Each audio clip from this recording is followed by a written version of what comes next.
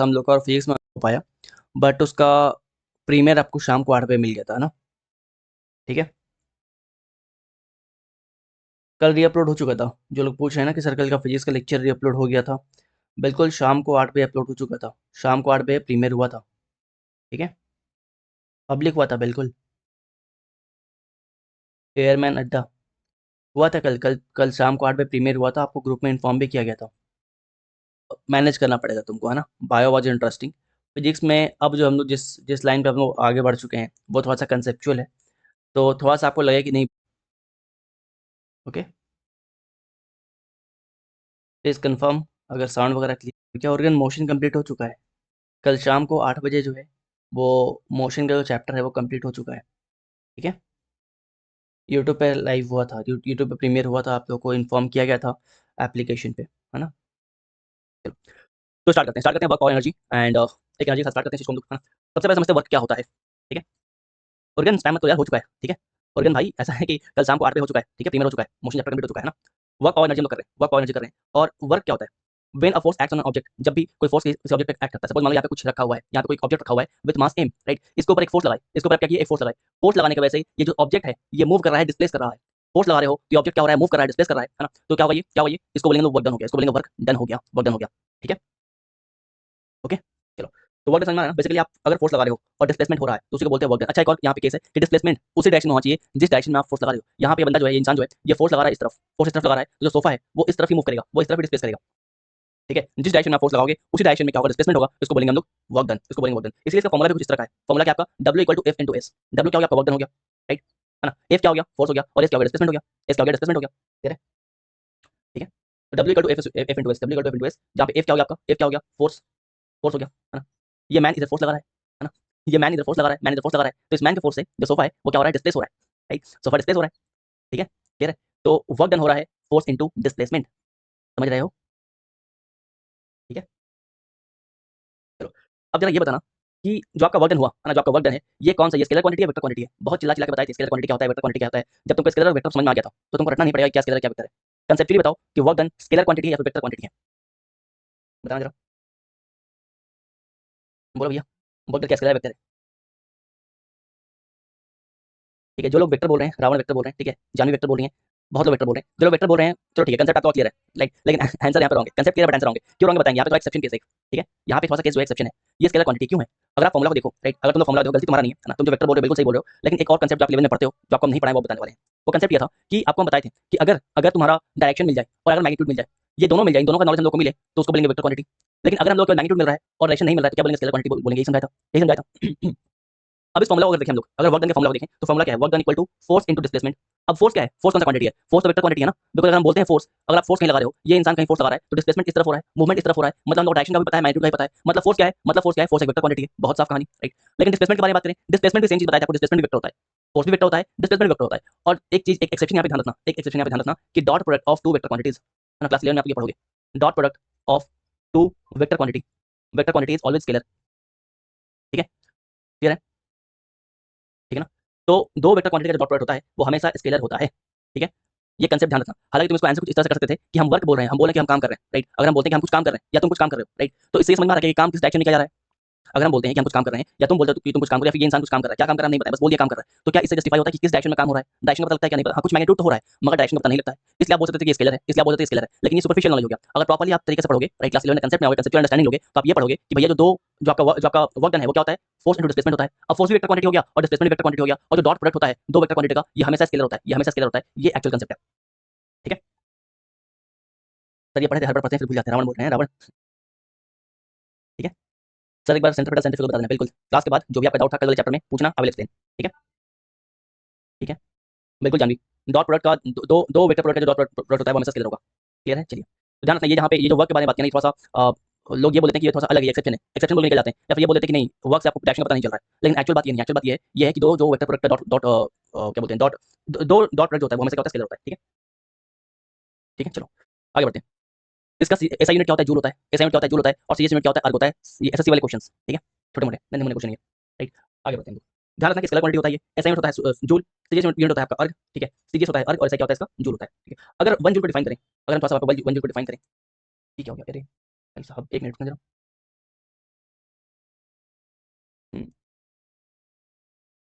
जो ही बताते हैं, सर डाउट भूल गया। ओके चलो, तो अगर अगर डिफाइन करें 1 जूल को, अगर डिफाइन करें 1 जूल को, है ना? ठीक है, तो 1 जूल क्या होता है? 1 जूल होता है 1 न्यूटन इनटू 1 मीटर, ठीक है ना? चलो प्रॉपर फिर से बताते हैं ताकि आप रिलेट कर पाओ, ठीक है? यहाँ पे हम लोग बात करें यूनिट्स की, है ना? आपको बताएं कि वर्क डन जो है ये क्या है, ये सॉरी पावर वर्क जो है आपका क्या है, पावर जो है वर्क क्या है आपका स्केलर क्वांटिटी, वर्क क्या स्केलर क्वांटिटी है, और इसका ऐसा यूनिट क्या होता है, इसका ऐसा यूनिट क्या होता है, जूल होता है, जूल होता है, और सीरियस यूनिट क्या होता है, अर्ग होता है, ठीक है? 1 जूल को डिफाइन करें, यहाँ से हम लोग 1 जूल को डिफाइन करें, यहाँ से हम लोग 1 जूल को डिफाइन करेंगे, है ना? तो क्या होगा 1 न्यूटन इनटू 1 मीटर, मतलब 1 जूल क्या होता है, 1 जूल क्या होता है, 1 जूल होता है आपका न्यूटन मीटर, 1 जूल क्या होता है आपका न्यूटन मीटर, न्यूटन मीटर, ठीक है? 1 जूल क्या होता है, न्यूटन मीटर, ठीक है? या फिर आप ऐसे लिख सकते हो, अगर थोड़ा सा रिड्यूस करोगे, रिड्यूस नहीं करेंगे, इससे है ना, रिड्यूस आप पे काम का नहीं है और फालतू कंफ्यूजन होगा, ठीक है? ऐसी बात कर लो कि 1 जूल को एक और बोलते हैं हम लोग KG metre square second inverse two, ठीक है, ये भी बोलते हैं, राइट? अच्छा 1 जूल में कितना अर्ग होता है, 1 जूल में कितना अर्ग होता है, 1 जूल में कितना अर्ग होता है, तो 10 टू द पावर 7 अर्ग होता है, 10 टू द पावर 7 अर्ग होता है, बस इस तीनों को याद रखना, बस ये तीनों जो पॉइंट है इसको आप याद रखना, क्लियर है? ठीक है, रिडक्शन वगैरह में मत जाओ, तुम्हारे काम का नहीं है और फालतू स्पेस ऑक्यूपाई करेगा दिमाग में आप लोगों के, ठीक है? चलो, तो ये सारी यूनिट आप याद रखोगे, 1 जूल का वैल्यू क्या है, राइट? 1 जूल का वैल्यू क्या है एंड 1 10 टू द पावर 7 अर्ग क्या होता है, ये सब आप ध्यान रखोगे, क्लियर है? चलो आगे बढ़ते हैं, यहाँ तक कोई दिक्कत नहीं है ना? आगे बढ़ते हैं। अच्छा एक और चीज़ जान लो, डायमेंशनल फार्मूला पहले पूछता तब नहीं पूछता है, लेकिन बता देते हैं। डायमेंशन फार्मूला अगेन डेड्यूस करो तो फिर वो क्लास 12 का कांसेप्ट है, राइट? डेड्यूस करो तो क्लास 12 का कांसेप्ट है, तो आपको डेड्यूस नहीं करवाएंगे, टेंशन ना लो, राइट? बस याद कर लो कि L M L to the power 2 T minus 2, ठीक है? बस याद करो डायमेंशन फार्मूला किसका है, ये आपके वर्क का है, ठीक है? याद करना चाहो तो करो, याद ना करना चाहो तो मत करो, बिकॉज़ ये क्वेश्चन अब नहीं आएंगे, पहले आया करते थे, है ना? चलो अब आते हैं जो आएगा उसके ऊपर। Work done by a force is 0, positive negative सब होता है, मतलब अगर आप वर्क डन कर रहे हो, अगर आप वर्क डन कर रहे हो तो पॉसिबल है कि आप जो वर्क डन कर रहे हो वो 0 हो जाए, पॉसिबल है जो आप वर्क डन कर रहे हो वो पॉजिटिव हो जाए, पॉसिबल है जो आप वर्क डन कर रहे हो ये नेगेटिव हो जाए। ये सारे कंडीशन हम देखने वाले हैं कि किस कंडीशन में जो आप काम करोगे पॉजिटिव होगा, किस कंडीशन में जो काम करोगे वो नेगेटिव होगा, और किस कंडीशन में जो वर्क डन करोगे वो 0 होगा। लेकिन सबसे पहले स्टार्ट करेंगे 0 से, सबसे पहले स्टार्ट करेंगे 0 से, तो हम लोग यहाँ पे देखने वाले हैं कि work done when the force makes an angle with displacement, ठीक है? मतलब कि आपका 0 कब होगा, वर्क डन जो है ना, work done by a force is 0 if, दो केस होता है, ठीक है? Work done by a force, work done by a force is 0 if theta का वैल्यू 0 हो जाए या फिर एस का वैल्यू 0 हो जाए। सपोज मान लो कि आप फोर्स लगा रहे हो, आप फोर्स लगा रहे हो किसके ऊपर, यहाँ पे एक दीवार है, यहाँ पे क्या है, दीवार है तुम्हारा, सिंपल लैंग्वेज बताते हैं, फिजिक्स लैंग्वेज नहीं बताते हैं ना, यहाँ पे क्या एक दीवार है, इस तरफ से वॉल है, ठीक है? तुम खड़े हो, इस वॉल को इधर धक्का दे रहे हो, है ना, इस वॉल को इधर धक्का दे रहे हो, तो फोर्स कहाँ लग रहा है, फोर्स इस तरफ लग रहा है, फोर्स इस तरफ लग रहा है, लेकिन डिस्प्लेसमेंट होगा, डिस्प्लेसमेंट क्या होता है, एस होता है, डिस्प्लेसमेंट क्या होता है, एस होता है, डिस्प्लेसमेंट होगा क्या, दीवार हिलेगा क्या, नहीं हिलेगा, तो डिस्प्लेसमेंट हो गया 0। जब डिस्प्लेसमेंट 0 है, जब डिस्प्लेसमेंट 0 है तो आपका आपका जो वर्क डन है वो भी 0 है, वर्क डन जो है ये भी 0 है, सिंपल केस, केस 1, केस 1, किसी चीज को धक्का दोगे वो मूव नहीं करेगा, राइट? वो मूव नहीं करेगा, है ना, मतलब डिस्प्लेसमेंट जो है वो नहीं होगा, जब भी डिस्प्लेसमेंट नहीं होगा, जब भी डिस्प्लेसमेंट 0 होगा आपका वर्क डन भी 0 हो जाएगा, पहला केस, पहला केस, ठीक है? अब देखो केस नंबर 2, केस नंबर 2, ठीक है? केस नंबर 2 क्या है कि जब भी displacement perpendicular to direction of force हो, मतलब कि थीटा का वैल्यू जो है वो 90 डिग्री हो, थीटा का वैल्यू जो है वो 90 डिग्री हो, ठीक है? अब ये कौन सा थीटा के बारे में बात कर रहे हैं हम लोग, कौन से थीटा के बारे में बात कर रहे हैं, तो वर्क डन का एक और फॉर्मूला होता है एफ एस कॉस थीटा, ठीक है? Work done equal to F S cos theta, जहाँ पे डब्ल्यू क्या है, डब्ल्यू क्या है तुम्हारा, वर्क डन है, एफ क्या है, तुम कितना बल लगा रहे हो, कितना फोर्स लगा रहे हो, एस क्या है, डिस्प्लेसमेंट है, डिस्प्लेसमेंट है, ठीक है? ये थीटा एंगल क्या है, ये जो फोर्स लगा रहे हो और डिस्प्लेसमेंट हो रहा है उसके बीच का एंगल क्या है, फोर्स और डिस्प्लेसमेंट के बीच का एंगल क्या है, उसको बोलते हैं थीटा, उसको बोलते हैं थीटा, ठीक है? तो सपोज मान लो कि तुम वर्क डन कर रहे हो, ठीक है? वर्क डन कर रहे हो, लेकिन जो आप वर्क डन कर रहे हो, राइट, वहां पे थीटा का वैल्यू 0 आ रहा है, इसको हम बाद में डिटेल में बताएंगे, वहां पे थीटा का वैल्यू 0 आ रहा है, तो जब भी थीटा का वैल्यू 0 आएगा, जब भी थीटा का वैल्यू 0 आएगा मतलब वर्क डन नहीं हुआ है, कैसे नहीं हुआ है, कैसे नहीं हुआ है, ठीक है? दिखाते हैं इसको, तो थीटा का वैल्यू 90 आएगा, थीटा का वैल्यू 90 आएगा मतलब वर्क डन नहीं हुआ है, थीटा का वैल्यू 90 आएगा मतलब वर्क डन आपका नहीं हुआ, कैसे नहीं हुआ दिखाते हैं आपको, ठीक है? सपोज मान लो कि एक कुली है ना, एक कुली है, राइट, एक कुली है और अपने सर पे कोई सामान कैरी कर रहा है, अपने सर पे जो है कोई सामान जो है कैरी कर रहा है, ठीक है? राइट, अपने सर पे सामान कैरी कर रहा है, अब ये सामान कहाँ कैरी कर रहा है सर, मतलब ये वर्क डन कहाँ कर रहा है, ऊपर, फोर्स कहाँ लग रहा है, ऊपर, लेकिन डिस्प्लेसमेंट कहाँ कर रहा है, इधर, है ना, ये इधर जा रहा है ना, राइट? तो वर्क डन कहाँ हो रहा है, ऊपर, वर्क डन कहाँ हो रहा है, ऊपर, फोर्स कहाँ लग रहा है, ऊपर, और डिस्प्लेसमेंट कहाँ हो रहा है, इस तरफ, इस तरफ, डिस्प्लेसमेंट कहाँ हो रहा है, इस तरफ। आपको स्टार्टिंग में बताए थे कि वर्क डन क्या होता है, जिधर फोर्स लगाओ उधर डिस्प्लेसमेंट होए, ठीक है? क्लियर है? जिधर जिधर जिधर फोर्स लगाओ उधर डिस्प्लेसमेंट होता है, उसको बोलते हैं हम लोग वर्क डन। लेकिन यहाँ पे फोर्स कहाँ लगा रहे हो, ऊपर, है ना, डिस्प्लेसमेंट कहाँ कर रहे हो, इस तरफ, वर्क डन कहीं और लग रहा है, डिस्प्लेसमेंट कहीं और लग रहा है, वर्क डन कहीं और लग रहा है, डिस्प्लेसमेंट कहीं और लग रहा है, इसलिए क्या हो जाएगा आपका, ये 0 हो जाएगा, वर्क डन 0 हो जाएगा, ठीक है? तो दो केस बताए हैं, दोनों का ध्यान रखना। केस नंबर 1 ये है, केस नंबर 1 ये है कि अगर आप वर्क डन कर रहे हो, मतलब फोर्स लगा रहे हो और डिस्प्लेसमेंट नहीं हो रहा है, डिस्प्लेसमेंट नहीं हो रहा है, डिस्प्लेसमेंट का वैल्यू 0 है, इसका मतलब वर्क डन का वैल्यू कितना हो गया, 0 हो गया, आपका वर्क डन नहीं हुआ, आपका वर्क डन जो नहीं हुआ। दूसरा केस, थीटा वाला वैल्यू 0 अगर आ रहा है, अगर थीटा का वैल्यू 0 है तब भी आपका वर्क डन नहीं होगा। इसको हम लोग आगे और अच्छे से समझने वाले हैं, अभी के लिए बस ये समझ लो ताकि बेसिक्स जो है क्लियर है आपके, ठीक है? ओके, चलिए, यहाँ तक आई होप कोई दिक्कत नहीं है आप लोग, है ना? चलो, तो आपको जैसे कि बताया कि जो वर्क डन है ये पॉजिटिव हो सकता है, नेगेटिव हो सकता है और 0 भी हो सकता है। It might be positive, it might be negative, it might be 0। अब बात करते हैं पॉजिटिव के बारे में पहले, हाँ? अब बात करें कि वर्क डन आपका पॉजिटिव कैसे होगा, वर्क डन पॉजिटिव कैसे होगा, बहुत ही सिंपल, राइट? एक मैन जो है वो फोर्स लगाएगा, तो इस मैन के फोर्स से जो डिस्प्लेसमेंट होगा, ठीक है, इस मैन के फोर्स से जो डिस्प्लेसमेंट होगा, राइट, वो क्या होगा, वो क्या होगा, वो होगा positive work done, positive work done, ठीक है? क्लियर है क्या? अगर कोई इंसान, अगर कोई आदमी या कोई इंसान है फोर्स लगा रहा है और उस फोर्स की वजह से डिस्प्लेसमेंट हो जाए, डिस्प्लेसमेंट किस डायरेक्शन में, उसी डायरेक्शन में जिस डायरेक्शन में फोर्स लगा रहा है, फोर्स अगर इधर लग रहा है, डिस्प्लेसमेंट भी इधर हो गया तो उसको बोलेंगे positive work done, as simple as that, ठीक है? तो यहाँ पे क्या होगा, यहाँ पे work done equal to F S cos theta, F S cos theta, ठीक है? यहाँ पे कॉस थीटा का वैल्यू क्या होगा, यहाँ पे कॉस थीटा का वैल्यू क्या होगा, 0 डिग्री होगा, यहाँ पे cos थीटा का वैल्यू क्या होगा, 0 डिग्री होगा। ठीक है, अब आपको पता है cos 0 का वैल्यू कितना होता है, cos 0 का वैल्यू कितना होता है, 1 होता है। cos 0 का वैल्यू कितना होता है, 1 होता है, राइट। अब जब cos 0 का वैल्यू 1 होता है तो इस वाले फॉर्मूला पे आप इसको लगा दो। ये फॉर्मूला क्या था, W equal to F S cos theta cos 0 degree, right. That is F S into 1, F S into 1, तो W equal to F S into 1, right. So W equal to F into S, simple. ठीक है, clear है। तो simple एक line में समझ लो, एक line में समझ लो, रट लो, यहाँ पे याद हो जाना चाहिए कि पॉजिटिव वर्क डन क्या होता है। अगर तुमको हम धक्का देंगे, जिस तरफ धक्का देंगे उस तरफ गिरोगे आके। ठीक है, सिंपल बात है। जहां तुमको जहां फोर्स लगेगा डिस्प्लेसमेंट वहीं होगा, जहां फोर्स लगेगा डिस्प्लेसमेंट वहीं होगा, तो हम लोग बोलेंगे पॉजिटिव वर्क डन। अगर पूछता है कि ये बताओ कि पॉजिटिव वर्क डन में किस थीटा का एंगल क्या होता है, थीटा का एंगल 0 होता है, खत्म कहानी। थीटा का एंगल क्या होता है, 0 होता है। लेकिन कोई बोलेगा भाई रिड्यूस करके दिखाओ, रिड्यूस करके दिखाओ, तो ये बोलना कि सर ऐसा है कि थीटा का वैल्यू 0 है, cos थीटा का वैल्यू 0 है, cos थीटा का वैल्यू 0 है, तो cos 0 डिग्री का वैल्यू कितना होता है, 1 होता है। cos 0 डिग्री का वैल्यू कितना होता है, 1 होता है। आप इसको इसमें फॉर्मूला पुट कर दो, W equal to F S आ जाएगा, मतलब वर्क डन आपका पॉजिटिव हो गया। एग्जांपल क्या है, a horse is pulling a cart on a straight road. ठीक है सर, मूविंग ऑब्जेक्ट में फोर्स लगेगा तो वर्क डन होगा क्या। स्टूडेंट ऑफ कॉमर्स सर ऐसा है ना कि अभी आपको बताएंगे कि फिजिक्स को आप अलग अलग चश्मे से देखते हो। ठीक है, फिजिक्स कुछ ऐसा है ना कि आप अपनी गर्लफ्रेंड बैठे हो, तुम उसको ब्लेम कर रहे हो, वो तुमको ब्लेम कर रही है, तुम दोनों अपने अपने नजर में सही हो, लेकिन किसी और की नजर में तुम दोनों गलत भी हो। ठीक है, तुमको हम बताएंगे, तुमको एक ऐसा केस बताएंगे जहाँ पे एक ही केस में पॉजिटिव नेगेटिव दोनों हो रहा है। ठीक है, एक ही केस में पॉजिटिव और नेगेटिव दोनों हो रहा है। तो ये परसेप्शन के ऊपर है और ये किस सेंस में बात किया जा रहा है उस पर डिपेंड करता है कि क्वेश्चन क्या पूछा है। ठीक है, अभी बताएंगे हम, टेंशन ना लो। ठीक है, पहले पॉजिटिव बता दिया, नेगेटिव बताएंगे, फिर दोनों बताएंगे, एक ही केस में दोनों बताएंगे। अब नेगेटिव वर्क डन क्या होता है, नेगेटिव वर्क डन क्या होता है, नेगेटिव वर्क डन ये होता है कि धक्का इधर मार रहे हो और डिस्प्लेसमेंट इधर हो गया, है ना। फोर्स इधर लग रहा है और डिस्प्लेसमेंट जो है इधर लग गया, है ना। फोर्स इधर लग रहा है, डिस्प्लेसमेंट क्या हो गया, इधर लग गया। मतलब आप किसी सपोज मान लो कि ये स्टूडेंट परमार यहाँ पे खड़े हैं, स्टूडेंट परमार यहाँ पे खड़े हैं, राइट, और ये परमार खड़े हैं हमारे। ठीक है, तो ये आया इनको पढ़ाने के लिए, अपना ज्ञान देने के लिए, परमार ने इनको उल्टा पढ़ा दिया, राइट, समझ में आ रहा है ना। ये बेसिकली वर्क यहाँ पे करने गया, लेकिन वर्क इसी के ऊपर हो गया। ये इंसान किसी को धक्का देने गया, बट यहाँ पे जो इंसान था इसी को धक्का दे दिया, फोर्स इधर लग रहा है, डिस्प्लेसमेंट इधर हो रहा है। इसको बोलते हैं नेगेटिव वर्क डन, इसको बोलते हैं नेगेटिव वर्क डन। ये हमेशा अपोजिट डायरेक्शन में होता है, क्लियर है क्या। ये हमेशा अपोजिट डायरेक्शन में होगा, जिस डायरेक्शन में फोर्स लगे उस डायरेक्शन में डिस्प्लेसमेंट हो जाए तो पॉजिटिव वर्क डन। यहाँ पे थीटा का वैल्यू होगा 0, थीटा का वैल्यू होगा 0। लेकिन जिस डायरेक्शन में फोर्स लगे उसके अपोजिट डायरेक्शन में डिस्प्लेसमेंट हो जाए तो इसको बोलेंगे नेगेटिव वर्क डन। यहाँ पे थीटा का वैल्यू क्या होगा, 180 डिग्री, यहाँ पे थीटा का वैल्यू क्या होगा, 180 डिग्री होगा। कैसे होगा बताते हैं। तो हमारा प्रिय formula W equal to F S cos theta. ठीक है, राइट। अब ये बताओ कि cos 180 का वैल्यू कितना होता है, cos 180 डिग्री का वैल्यू कितना होता है, बताओ जरा बताइए। cos 180 का वैल्यू कितना होता है, बताओ। -1 होता है ना, बोलो, बोलते क्या नहीं।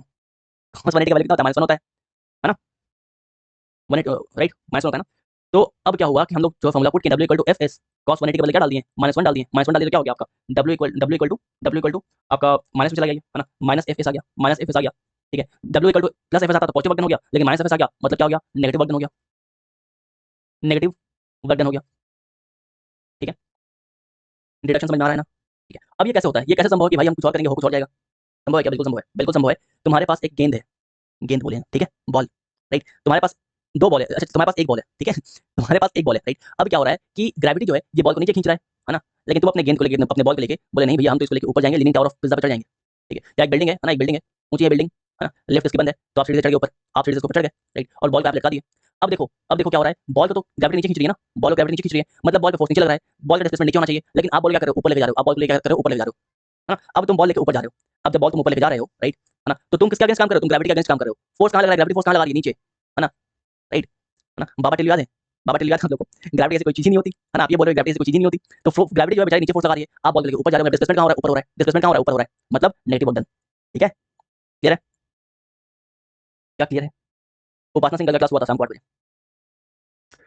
ठीक है, चलिए, तो नेगेटिव वर्क डन क्लियर हो गया क्या। यहाँ पे चीजों को कुछ और तरीके से समझो। ठीक है, यहाँ पे हम बताए थे कि आप दो नजर से देखो, दो नजर से देखो आप चीज को। सपोज मान लो कि ये क्या है, ये जमीन है, ये भूमि का एक पार्ट है, ये भूमि है, मतलब जमीन ही है ना, राइट, ये लैंड है। और यहाँ पे कोई चीज आप रखे हुए हो, इधर जो है कोई ऑब्जेक्ट रखा हुआ है। ठीक है, यहाँ पे आप खड़े हो गए और इस ऑब्जेक्ट को धक्का देने लग गए, मतलब फोर्स कहाँ दे रहे हो, इस तरफ, फोर्स कहाँ दे रहे हो, इस तरफ, है ना। चलो आपके अंदर बहुत ज्यादा ताकत है, ये डिस्प्लेस हो चुका, ऑब्जेक्ट जो है डिस्प्लेस हो गया, यहाँ से यहाँ आ गया, यहाँ से यहाँ आ गया, तो आप तो बड़े खुश हो जाओगे कि हाँ वर्क डन हो गया, वर्क डन आपने कर लिया। ठीक है, आप बड़े खुश हो कि वर्क डन आपने कर लिया, लेकिन ये आपकी नजर से हुआ, वर्क डन जो है वो यहाँ पे आपने किया, लेकिन वो आपकी नजर से हो गया, किसी और की नजर से वर्क डन जो है, मतलब आपकी नजर से पॉजिटिव वर्क डन है। एक मिनट रुकना जरा, हाँ, तो तुम्हारे नजर से क्या है, तुम्हारे नजर से क्या है, तुम बोले कि ये पॉजिटिव वर्क डन हो गया, पॉजिटिव वर्क डन हो गया, लेकिन कोई और बोलेगा कि अबे घोंचू तुमने यहाँ पे फोर्स लगाया, डिस्प्लेसमेंट इधर हो गया, लेकिन फ्रिक्शन भी तो है, फ्रिक्शन तो इधर फोर्स लगा रही है ना, फ्रिक्शनल फोर्स तो इधर लग रहा है, लेकिन डिस्प्लेसमेंट इधर लग रहा है ना, फ्रिक्शनल फोर्स इधर लग रहा है, डिस्प्लेसमेंट इधर लग रहा है। तो आपकी गर्लफ्रेंड ने बोला कि भाई ऐसा है ना, ये आपकी गर्लफ्रेंड है, ठीक है, ये आपकी गर्लफ्रेंड है, राइट, और इसने बोला कि भाई ऐसा है कि तुमने जो है वो नेगेटिव वर्क डन किया है, तुमने नेगेटिव वर्क डन किया है, समझ में आ रहा है, समझ में आ रहा है। सर नेगेटिव वर्क डन के लिए एक्स्ट्रा फोर्स होना जरूरी है ना, जयंत कुमार, ऐसा नहीं है जयंत, वो परसेप्शन पे डिपेंड करता है। ठीक है, तुम किसी को धक्का दे रहे हो 10 न्यूटन के फोर्स के साथ, वो तुमको धक्का दिया 20 न्यूटन के फोर्स के साथ, तो यहाँ पे आप बोल सकते हो कि एक्स्ट्रा फोर्स लग गया, लेकिन यहाँ पे देखो, यहाँ पे सिंपल देखो, यहाँ पे एक्स्ट्रा फोर्स लग रहा है क्या, नहीं लग रहा है। ठीक है, ओके ना, क्लियर है। गर्लफ्रेंड भाई क्यों बोलेगी चलो, समझ में आ रहा है ना। तो अलग अलग परसेप्शन है, बस अलग अलग परसेप्शन है। तो हमेशा फिजिक्स में ध्यान रखना कि किस पॉइंट के बारे में बात हो रहा है, क्योंकि हो सकता है कि एक क्वेश्चन के मल्टीपल आंसर हो जाए, तुमको क्वेश्चन के अंदर ढूंढना पड़ेगा किस पॉइंट के बारे में बात हो रहा है, वरना पूरा क्वेश्चन जो सवाल जो आपका गलत हो जाएगा। ठीक है। इसी चीज को यहाँ पे एक्सप्लेन किया गया है कि यहाँ पे देखो, यहाँ पे क्या हो रहा है, आप इधर फोर्स लगा रहे हो, डिस्प्लेसमेंट भी इधर हो गया, फोर्स इधर लगा रहे हो, डिस्प्लेसमेंट भी इधर हो गया, तो आप क्या बोल रहे हो, पॉजिटिव वर्क डन है। लेकिन फ्रिक्शन की नजर से देखोगे आप, अगर आप फ्रिक्शन की नजर से देखोगे तो क्या हो गया, नेगेटिव वर्क डन हो गया, नेगेटिव वर्क डन हो गया, है ना। इसके बाद आपको बहुत सारे एग्जांपल बताए थे कि तुम्हारे पास मान लो एक ही बॉल है ना, सैडली तुम्हारे पास एक ही बॉल है, तुम वो एक बॉल लेके ऊपर चढ़ जा रहे हो, ऊपर चढ़ जा रहे हो, ऊपर चढ़ जा रहे हो, बिल्डिंग के ऊपर चढ़ जा रहे हो, ऊपर चढ़ जा रहे हो, है ना, बिल्डिंग के ऊपर चढ़ जा रहे हो, राइट। तो ग्रेविटी तुम्हारे अकॉर्डिंग क्या है, तुम्हारे अकॉर्डिंग जो है तुम ऊपर फोर्स, अच्छा मान लो बॉल को ऊपर फेंक दिया, है ना, एक ही बॉल है उसको उठा के ऊपर फेंक दिया, तो बॉल ऊपर जा रहा है, बॉल ऊपर जा रहा है, बॉल ऊपर जा रहा है, तुम्हारे अकॉर्डिंग फोर्स जहाँ पे लगाए डिस्प्लेसमेंट वहाँ पे हो गया पॉजिटिव वर्क डन। लेकिन ग्रेविटी नीचे भी तो खींच रही है, जब बॉल ऊपर जा रहा होता है उस समय ग्रेविटी नीचे भी खींची होती है, तो ग्रेविटी की नजर से देखोगे आप तो उस समय नेगेटिव वर्क डन भी हो रहा होता है। क्लियर है, ठीक है, क्लियर है क्या सर। फिर हम आइडेंटिफाई कैसे करें हितेश, हितेश तुमको देखना पड़ेगा कि किस पॉइंट के बारे में बात हुआ है, ठीक है, राइट, क्लियर है क्या। चलो, I hope positive work done clear हो गया, नेगेटिव वर्क डन क्लियर हो गया, है ना, कोई दिक्कत यहाँ पे नहीं है, कोई तकलीफ यहाँ पे नहीं है। अब बात करते हैं जीरो वर्क डन के बारे में। यहाँ पे एक बात लिखा हुआ है, यहाँ पे देखो नेगेटिव वर्क डन का एग्जांपल लिखा हुआ है कि वर्क डन बाय फ्रिक्शन, है ना, वर्क डन बाय फ्रिक्शन, वो आपका नेगेटिव वर्क डन हो गया, ठीक है। बॉल को लेके आप ऊपर जा रहे हो या किसी भी चीज को आप ऊपर फेंक दिए, लेकिन ग्रेविटी उसको नीचे खींच रही है, तो नेगेटिव वर्क डन हो गया, ठीक है, okay. Sir why pulling is better than pushing, easier than pushing, बताएंगे जब फोर्स पढ़ाएंगे तो बताएंगे रमेश, है ना, फोर्स का अलग चैप्टर होगा, ठीक है, सब्र करो। चलिए अब बात करते हैं हम लोग जीरो वर्क डन के बारे में, है ना। अब बात करते हैं जीरो वर्क डन के बारे में। जीरो वर्क डन के बारे में बताए थे दो केस, पहला केस ये है, पहला केस ये है कि तुम धक्का दे रहे हो, है ना, तुम धक्का दे रहे हो और चीजें डिस्प्लेस नहीं हो रही है ना, आप फोर्स लगा रहे हो, आप फोर्स लगा रहे हो, लेकिन डिस्प्लेसमेंट जो है नहीं हो रहा है, फोर्स लगा रहे हो और डिस्प्लेसमेंट नहीं हो रहा। पहला नंबर केस किसका है, आपका जीरो वर्क डन का, ये आपका जीरो वर्क डन है, ये तुम्हारा जीरो वर्क डन है। दूसरा नंबर केस क्या है, दूसरा नंबर ये है कि थीटा का वैल्यू जो है 90 डिग्री दिया जाएगा, थीटा का वैल्यू क्या हो जाएगा, 90 डिग्री हो जाएगा, आपको स्टार्टिंग में बताए थे हम, ठीक है। ये कुली जो है अपने सर पे कोई लोड लेके चल रहा है on a horizontal platform, right, right, तो क्या हो रहा है, ये थीटा का वर्क डन जो है, थीटा का वैल्यू जो है 90 हो रहा है, थीटा का वैल्यू जो है 90 हो गया, मतलब क्या है, वर्क डन क्या हो गया, जीरो हो गया, वर्क डन क्या हो गया, जीरो हो गया, ठीक है, क्लियर है। तो हमेशा तुम हमेशा पॉइंट ऑफ रेफरेंस देखोगे, अगर तुम्हारे सामने कोई क्वेश्चन है तो तुम देखोगे पॉइंट ऑफ रेफरेंस क्या है, पॉइंट ऑफ रेफरेंस जिसमें एक वर्ड होता है that is point of reference. किसी ने पूछा था कि भैया कैसे पता चलेगा हम लोगों को, राइट, तो पॉइंट ऑफ रेफरेंस पता चलेगा हम लोगों को, ठीक है, पॉइंट ऑफ रेफरेंस पता चलेगा, इसको सबको हटा दो यहाँ से, वेट करते इसको हटाते के लिए इनको हटाओ, ठीक है, तो पॉइंट ऑफ रेफरेंस आपको पता चलेगा कि किस बारे में बात हो रहा है, ठीक है, चलिए, है ना, तो ये कुली है, राइट, तो क्या मतलब आप इसको पैसा नहीं दोगे, है ना? देखो इनको ये चीज समझ नहीं आता, फिजिक्स इनको समझ नहीं आता, आप इनको पैसा नहीं दोगे कि आपने कोई काम किया ही नहीं है, तो ये फिर आपका बायोलॉजी खराब कर देंगे, है ना। कुछ तो मैसेज था जानवी का, उसने डिलीट कर दिया, जो भी डाउट था पूछो बेझिझक, कोई दिक्कत नहीं है, जो भी डाउट है पूछो उसको, है ना। चलो, तो ये अगेन वापस सेम जीरो कैसे होगा, बताया हुआ है कि एस इक्वल टू जीरो हो गया, है ना, धक्का दे रहा, मूव नहीं कर रहा है। चलो, तो यहाँ पे इन नटशेल सारी चीजों को बताया गया है, ठीक है, यहाँ पे नटशेल सारी चीजों को बताया गया है, the physics of work, physics of work क्या है ना, this the work of art, right. जहाँ पे फोर्स दे रहे हो डिस्प्लेसमेंट वहीं पे हो रहा है, पॉजिटिव वर्क डन, जहाँ फोर्स दे रहे हो डिस्प्लेसमेंट उसके उल्टा हो जाएगा, नेगेटिव वर्क डन, राइट, ठीक है। और फोर्स कहीं और दे रहे हो और डिस्प्लेसमेंट कहीं और हो रहा है, तो जीरो वर्क डन। बुझा गया, बुझा गया ना, दूसरा पेज में चमक रहा है, चमक रहा है, तो आगे बढ़ते हैं। यहाँ पे सिनॉप्सिस दिया हुआ है सेम चीज का कि किस थीटा में क्या होगा, राइट, अगर थीटा का वैल्यू 0 डिग्री है तब क्या होगा, 1 डिग्री तब क्या होगा, है ना, ठीक है, 90 डिग्री तब क्या होगा, 180 डिग्री तब क्या होगा, क्लियर है, चलो, ओके।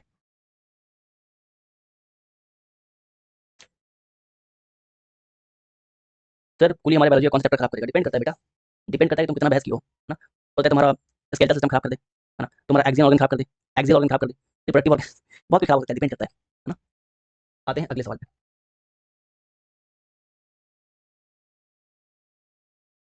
यहाँ तो कोई दिक्कत नहीं है ना, चलो फिर अब बात करते हैं एनर्जी के बारे में। अब बात करते हैं एनर्जी के बारे में, एनर्जी क्या होता है, एनर्जी क्या होता है, the ability of doing work is known as energy, आपके कार्य करने की क्षमता को बोलते हैं एनर्जी, आपके कार्य करने की क्षमता को क्या बोलते हैं हम लोग, एनर्जी बोलते हैं, राइट, है ना। इसका डायमेंशनल फॉर्मूला क्या है, आता नहीं है बट देख लो, ml⁻3 t⁻−3, ठीक है, ये इसका डायमेंशनल फॉर्मूला है जो कि बीपीएससी में शायद 2 साल पहले आया था, सीडीएससी में बहुत पहले बन चुका है ना। एनर्जी क्या होता है, ये स्केलर क्वांटिटी होता है, क्यों क्यों, क्योंकि एनर्जी अगर हम बोल रहे हैं, राइट, अगर हम बोल रहे हैं कि मेरा एनर्जी है, तुम्हारे अंदर काम करने की एनर्जी है ना, तुम्हारे अंदर काम करने की एनर्जी है, तो क्या इससे तुम्हारे डायरेक्शन के बारे में पता चलता है क्या, कि किस डायरेक्शन में एनर्जी लगा रहे हो, वैसा है क्या, नहीं है, नहीं है, मतलब क्या स्केलर क्वांटिटी है, ठीक है, क्लियर है। अनिकेत वर्मा कोई मैटर नहीं करता है पीसीएम वाला कोई है या नहीं है, राइट, जैसे हम बता रहे हैं, चाहे तुम पीसीएम से हो, चाहे आर्ट्स से हो, चाहे तुम कॉमर्स कॉमर्स से हो, चीजें तुमको बिल्कुल साफ साफ क्लियरली दिखाई देंगी, समझ में आएगा, ठीक है, चलो। तो ये स्केलर क्वांटिटी है और इसका एसआई यूनिट क्या होता है, जूल होता है, एसआई यूनिट क्या होता है, जूल होता है। एनर्जी दो तरह का होता है, पहला होता है काइनेटिक एनर्जी और दूसरा क्या होता है, potential energy, kinetic energy and potential energy, right. तो एक एक करके समझेंगे, पहले बात करेंगे हम लोग काइनेटिक एनर्जी क्या होता है और फिर बात करेंगे पोटेंशियल एनर्जी क्या होता है। काइनेटिक के बारे में बात करते हैं। काइनेटिक क्या होता है, the energy of a body due to its motion, जब भी मोशन की वजह से, जब भी मोशन की वजह से बॉडी के अंदर एनर्जी आ जाए उसको बोलते हैं काइनेटिक एनर्जी, ठीक है। जब भी जब भी मोशन की वजह से जब भी मोशन की वजह से बॉडी के अंदर एनर्जी आ जाए उसको बोलते हैं kinetic energy. For example running water, है ना, रनिंग वाटर, या आप किसी को थप्पड़ मार रहे हो तो आपका हाथ मोशन में है, जब मोशन में है तो एनर्जी आएगा, एनर्जी आएगा तो उसके ऊपर इम्पैक्ट भी होगा, है ना, क्लियर है, ठीक है, राइट, चलो। एग्जाम्पल आपका energy of wind, wind flow कर रहा है, फ्लो कर रहा है मतलब मोशन में है ना, फ्लो कर रहा है मतलब मोशन में है। हिंदी भी समझो, कुछ ऐसे वर्ड होते हैं जिनको हिंदी में पढ़ना बड़ा अच्छा होता है। फॉर एग्जाम्पल आपको काइनेटिक एनर्जी में अगर दिक्कत होगा तो उसका हिंदी याद रखना, गतिमान ऊर्जा। ठीक है, हिंदी याद रखना इसका, गतिमान ऊर्जा।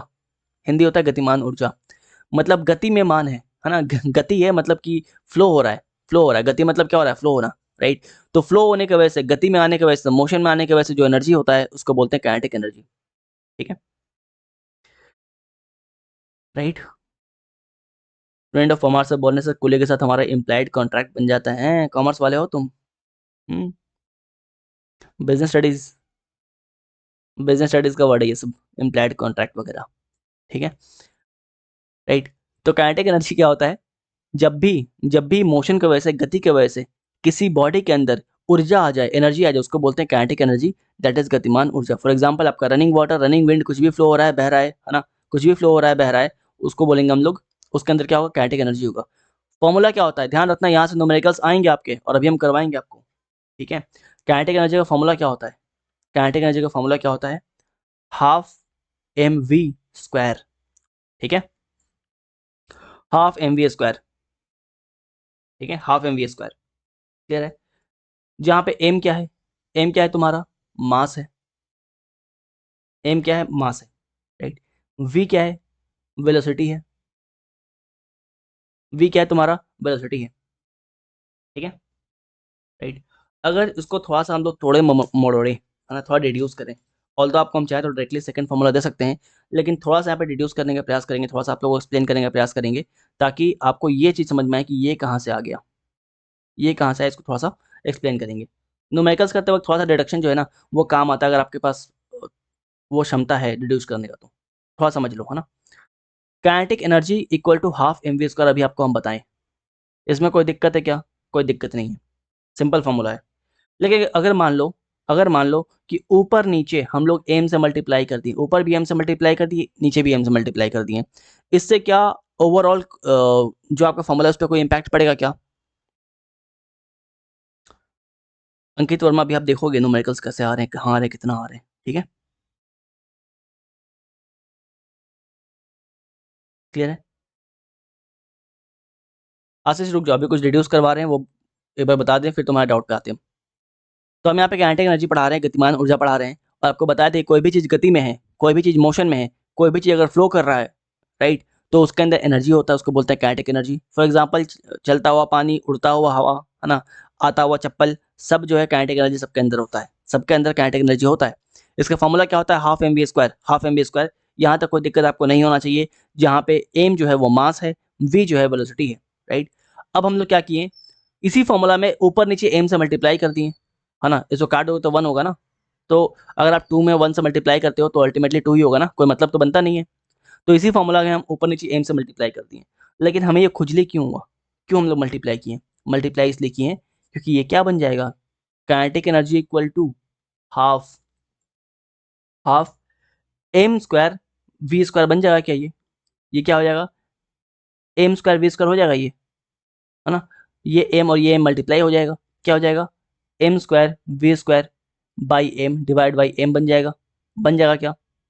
अच्छा, इसको हम लोग ऐसे लिख सकते हैं, kinetic energy equal to M square V square by two M लिख सकते हैं क्या, है ना। ये 1 को क्यों लिखते हैं, 1 को हटा दिए हम लोग, 1 रहे चाहे नहीं रहे, बात एक ही है। 1 इज लाइक योर क्रश, है ना, बस आपके सपने में है, रियल लाइफ में कोई ऐसा आएगी नहीं, राइट। तो इसको हम लोग हटा दिए, है ना। तो क्या हो गया आपका, kinetic energy equal to M square V square by two M. यहाँ तक तो कोई दिक्कत नहीं है। अच्छा, कल तुमको हम बताए थे मोमेंटम क्या होता है, जरा बताना, जरा बताओ जरा, कल बताए थे मोमेंटम क्या होता है, बताओ। ठीक है, मोमेंटम क्या होता है, बताए थे कल, मास इनटू वेलोसिटी, बताया था क्या, मोमेंटम क्या होता है, मास इनटू वेलोसिटी।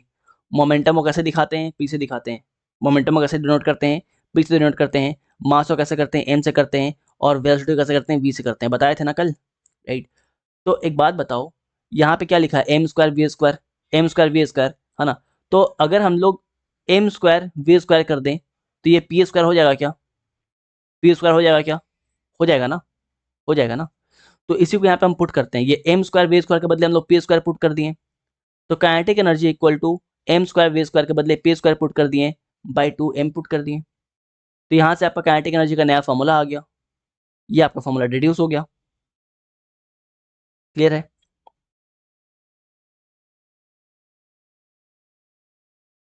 क्लियर है क्या? क्या क्लियर है? ये फॉर्मूला कैसा है, क्लियर है क्या? फिर से बताएं, बोलो, फिर से बता दें, चलो फिर से बताते हैं। दो चीज़ आपको पता होना चाहिए, मोमेंटम का फॉर्मूला पता होना चाहिए, मोमेंटम क्या होता है, मास इनटू वेलोसिटी, ये आपको पता होना चाहिए। और दूसरा पता होना चाहिए कि काइनेटिक एनर्जी क्या होता है, काइनेटिक एनर्जी होता है half M V square, half M V square, ठीक है। अच्छा, तो हम चाहें अगर ना तो तुमको साफ साफ लिखवा देते कि भाई काइनेटिक एनर्जी का दो फॉर्मूला रट लो, हाफ एम वी स्क्वायर और आपका P square by 2m, P square by 2m, चाहे हम चाहे तो बोलते बोलते कि दोनों रट लो, आपके न्यूमेरिकल्स में काम आएंगे। लेकिन जब तक आप थोड़ा सा डिडक्शन आपको नहीं आएगा ना, आप फिजिक्स के न्यूमेरिकल्स आपको हिट नहीं करेंगे कहाँ पे क्या लगाना है, इसलिए थोड़ा सा आपको डिडक्शन हम जो है करवा रहे हैं, ठीक है। तो कैसे किए हम लोग, ये देखो, हमको क्या मालूम था, हमको मालूम था कि काइनेटिक एनर्जी क्या होता है, हाफ एम वी स्क्वायर होता है, ठीक है। और कल पढ़ाए थे कि मोमेंटम क्या होता है, एम वी होता है, मोमेंटम क्या होता है, एम वी होता है, मास इंटू वेलोसिटी होता है, राइट। अब हम लोग इस फॉर्मूला को, इस वाले को थोड़ा डिडक्शन करना स्टार्ट करेंगे, राइट।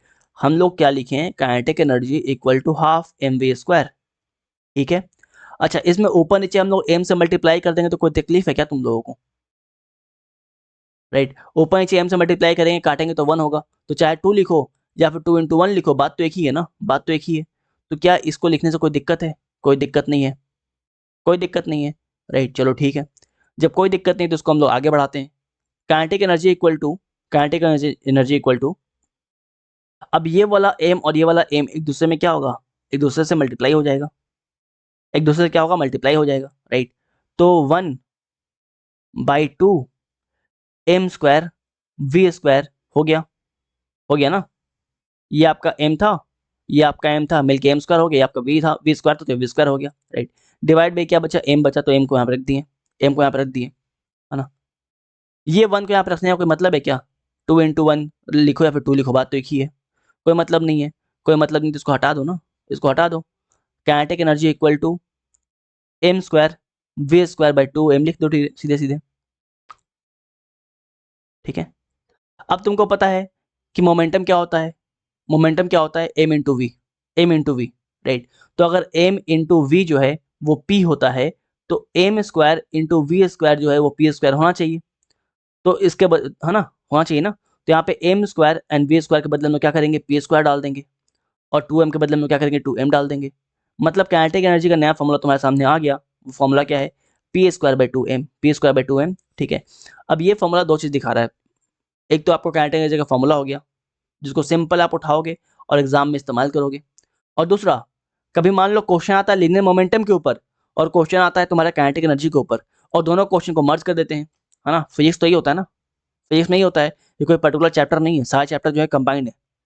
ऐसा तो नहीं है कि भैया ग्रेविटेशनल फोर्स अभी लग रहा है तो सेंट्रीपिटल फोर्स नहीं लगेगा, सेंट्रीफ्यूगल नहीं लगेगा, ऐसा तो नहीं है ना, सब चीज़ साथ में होता है, सब चीज़ साथ में होता है ना।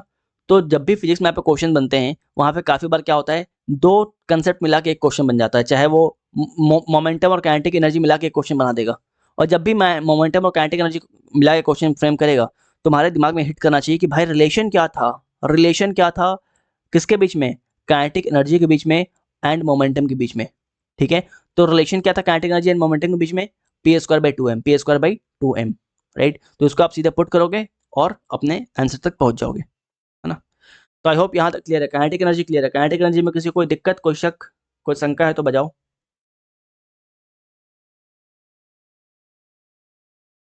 बजाओ, बताओ।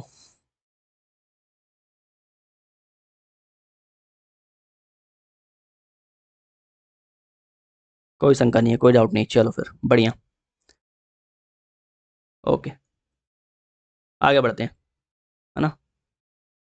अब देखो, अब देखो कि सपोज मान लो ये गन है ना, ये गन है, और इस गन के अंदर क्या है, बुलेट नहीं है, इस गन के अंदर बुलेट नहीं है, तो तुमको डर लगेगा क्या, नहीं डर लगेगा, बिकॉज बुलेट नहीं है तो ये गन से आप कुछ कर नहीं पाओगे, क्योंकि काइनेटिक एनर्जी जो है वो नहीं आएगा, है ना, जब तक कुछ निकलेगा नहीं, फ्लो नहीं होगा, काइनेटिक एनर्जी आएगा नहीं, निकलना जरूरी है ना बुलेट का, गन से, राइट।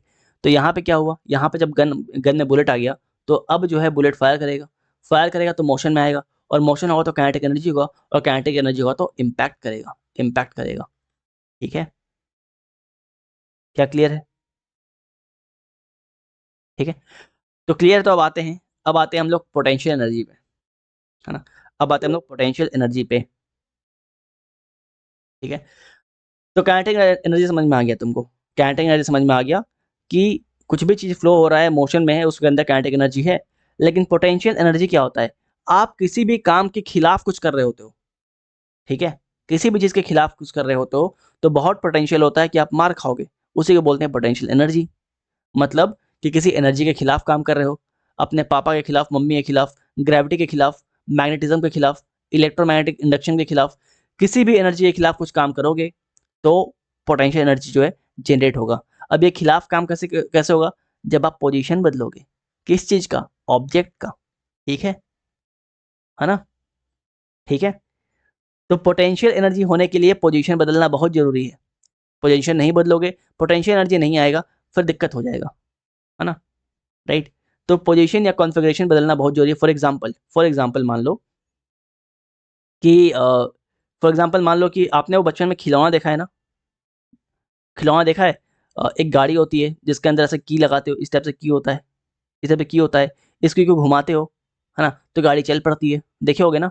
उस गाड़ी को खोल देना, जब उसको खोल दोगे ना, जब उसे खोल दोगे तो क्या होगा, उसके अंदर देखोगे इस टाइप से कॉइल्ड स्प्रिंग होगा, इस टाइप से बेसिकली कॉइल्ड स्प्रिंग होगा। ठीक है, कॉइल्ड क्या होगा, स्प्रिंग होगा। ठीक है, तो जब आप इस की को घुमाते हो, जब इस की को घुमाते हो, तो ये स्प्रिंग जो है वो और टाइट होता है, ये स्प्रिंग जो है और टाइट होता है, ये स्प्रिंग जो है और टाइट होता है। मतलब इसके अंदर क्या हो रहा है, इसके अंदर एनर्जी स्टोर हो रहा है। पोटेंशियल एनर्जी कुछ नहीं है बल्कि स्टोर्ड एनर्जी है। Potential energy is nothing but the stored energy. ठीक है ना, राइट, स्टोर्ड एनर्जी। उसके बाद जब आप की को निकालोगे तो ये क्या होगा, ये स्टोर्ड एनर्जी रिलीज होगा और गाड़ी जो है चल पड़ेगी, है ना, गाड़ी चल पड़ेगी, राइट। ठीक है, या फिर रबर बैंड ले लो, बिल्कुल रबर बैंड ले लो, रबर बैंड को आप स्ट्रेच करो, रबर बैंड को आप क्या करो, स्ट्रेच करो। जब जब स्ट्रेच करोगे तो क्या होगा, उसका पोजीशन चेंज होगा, उसका कॉन्फ़िगरेशन चेंज होगा, और जब भी पोजीशन और कॉन्फ़िगरेशन चेंज होगा तो उसके अंदर एनर्जी स्टोर होगा। कौन सा एनर्जी होगा, वो पोटेंशियल एनर्जी होगा। ठीक है, क्लियर है, क्लियर है, ठीक है ना। स्टूडेंट ऑफ परमार सर, बिल्कुल बता देंगे ना, लास्ट में बताते हैं तुम्हारा सेंट्रीपिटल एंड सेंट्रीफ्यूगल। ठीक है, पहले यहाँ पे ध्यान दो, physics is very deep to understand. Gangula, क्या नाम है गंगुला बिल्कुल, गंगुला काफ़ी डीप है ना, जितना सोच सकते हो उससे ज़्यादा डीप है, आपको गहराई में उतर के समझना पड़ेगा, है ना ठीक है, तो यहाँ पे पोटेंशियल एनर्जी क्लियर है क्या, पोटेंशियल एनर्जी कुछ नहीं है, बस स्टोर्ड एनर्जी है, कुछ नहीं, स्टोर्ड एनर्जी। किसी भी एनर्जी के खिलाफ काम करोगे, आप बॉल को लेके ऊपर जा रहे हो, मतलब ग्रेविटी के अगेंस्ट काम कर रहे हो, ग्रेविटी के अगेंस्ट काम कर रहे हो, राइट। तो क्या हो रहा है, पोटेंशियल एनर्जी स्टोर हो रहा है। लेकिन जैसे ही बॉल को ऊपर से छोड़ दिए तो काइनेटिक एनर्जी स्टोर हो चुका है, काइनेटिक एनर्जी बन चुका है, वो काइनेटिक एनर्जी हो चुका है ना। आप क्या किए, आप एक रबर बैंड लिए, उस रबर बैंड में क्या किए, पेपर फंसाए, और पेपर फंसा के उस रबर बैंड को पीछे खींचे, है ना, पेपर फंसा के उस रबर बैंड को क्या किए, पीछे खींचे, पीछे खींचे तो उसके अंदर क्या हो गया, पोटेंशियल एनर्जी स्टोर हो गया, राइट। अब उस रबर बैंड में से उस पेपर को आप छोड़े तो गया, किसी को चोट लगा, क्यों, क्योंकि वो जो पेपर था वो मोशन में आ गया, मतलब उसके अंदर काइनेटिक एनर्जी स्टोर हो गया। ठीक है, क्लियर है, चलो। तो यहाँ पे पोटेंशियल एनर्जी का फॉर्मूला लिखा है एम जी एच नहीं, एम जी एच। ठीक है, एम जी एच, जहाँ पे एम क्या है, मास है, जी क्या है, gravitational acceleration, that is 9.2 metre per second square, और एच क्या है, आपका हाइट है। ठीक है, और बढ़िया समझा है क्या, चलो समझाते हैं ना। आपको क्या बताएं, हम आपको ये बताए हैं कि किसी भी चीज़ का पोजीशन या फिर कॉन्फ़िगरेशन बदलोगे, है ना, किसी भी ऑब्जेक्ट का या किसी भी बॉडी का पोजीशन या फिर आप कॉन्फ़िगरेशन बदलोगे, राइट, तो उसके अंदर क्या होता है, पोटेंशियल एनर्जी स्टोर होता है। फॉर एग्जांपल P = mgh, ये फॉर्मूला था आपका। ठीक है,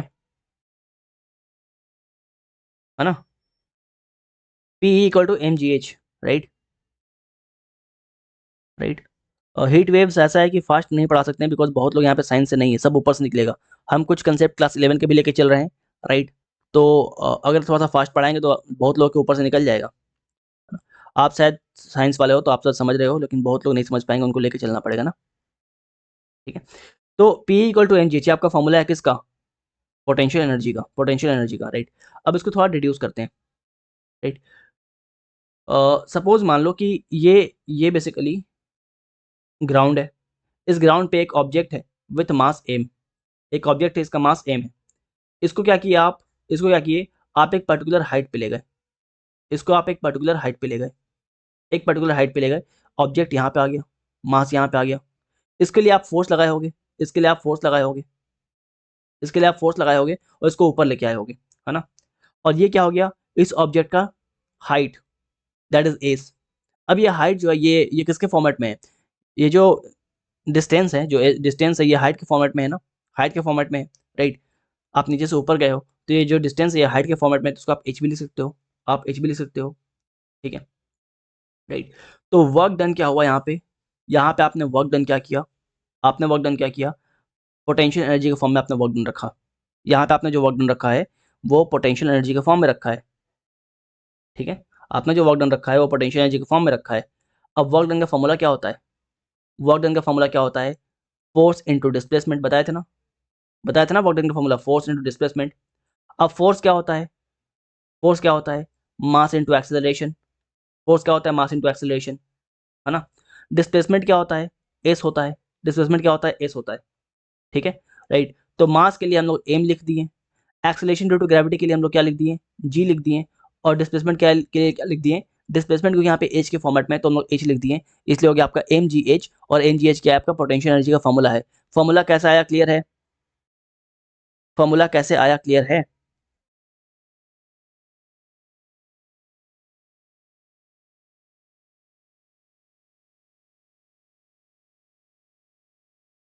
ये बताओ जरा फॉर्मूला कैसे डिड्यूस हुआ, क्लियर है।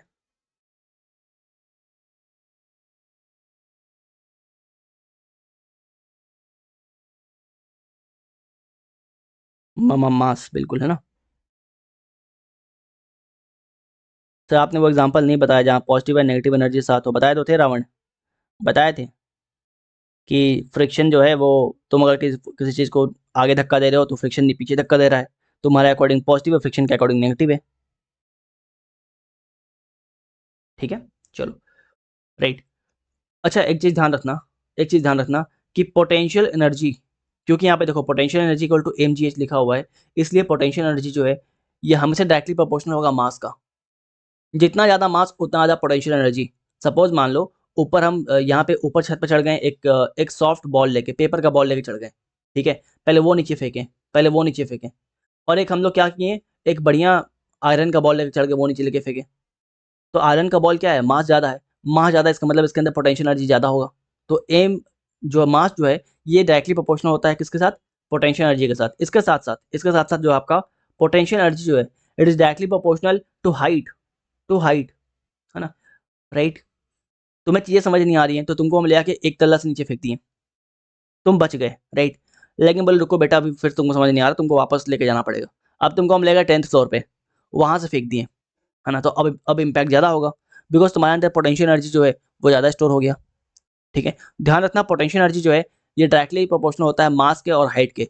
जी के साथ यहाँ पे कुछ नहीं बोल रहे हैं, क्यों, क्योंकि जी जो है वो ग्रेविटेशनल कांस्टेंट है, ठीक है।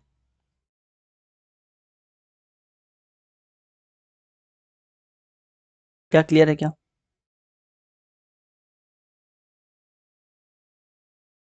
राइट। डीफ डेफ साहब का एक डाउट है, उस डाउट को क्लियर कर दे। डेफ देखो ऐसा है कि तुम्हारे पास एक रबड़ बैंड है, उस रबड़ बैंड में क्या किए, एक पेपर फंसा दिए, पेपर फंसाए क्या किए, उस रबर बैंड को पीछे स्ट्रेच किए, पेपर फंसाए और उस रबर बैंड को क्या किए, पीछे स्ट्रेच किए। अब क्या होगा, इसके अंदर पोटेंशियल एनर्जी जो है स्टोर हो चुका है, क्यों, क्योंकि पोजीशन चेंज हुआ है, कॉन्फ़िगरेशन चेंज हुआ है। लेकिन जैसे ही इसको आप छोड़ोगे, रिलीज करोगे, ये मोशन में आ जाएगा, रिलीज करोगे मोशन में आएगा, जब मोशन में आएगा तो इसके अंदर हो जाएगा काइनेटिक एनर्जी, काइनेटिक एनर्जी। समझ में आ रहा है, डाउट क्लियर है, चलिए डाउट क्लियर है तो आगे बढ़ते हैं, है ना। आई होप आपको पोटेंशियल एनर्जी में कभी कोई दिक्कत यहाँ से नहीं होने वाला, ठीक है। अगर तुमको कन्फ्यूज़न है kinetic energy and potential energy के बारे में, तो सिंपल काइनेटिक एनर्जी का हिंदी अनुवाद पता रखना, दैट इज गतिमान ऊर्जा। गति की वजह से जो ऊर्जा है, गतिमान ऊर्जा, काइनेटिक एनर्जी। पोटेंशियल एनर्जी जो है, पोटेंशियल एनर्जी जो है वो ऐसा है कि पी फॉर पोटेंशियल, राइट। और अच्छा नहीं बोलेंगे यहाँ पे, बस ये जान लो कि ऑब्जेक्ट का पोजीशन चेंज हो रहा है ना, थोड़ा यहाँ वहाँ हो जाएगा बात। ऑब्जेक्ट का पोजीशन चेंज हो रहा है, ठीक है। पोजीशन कैसे चेंज होता है पता है तुमको, है ना, राइट।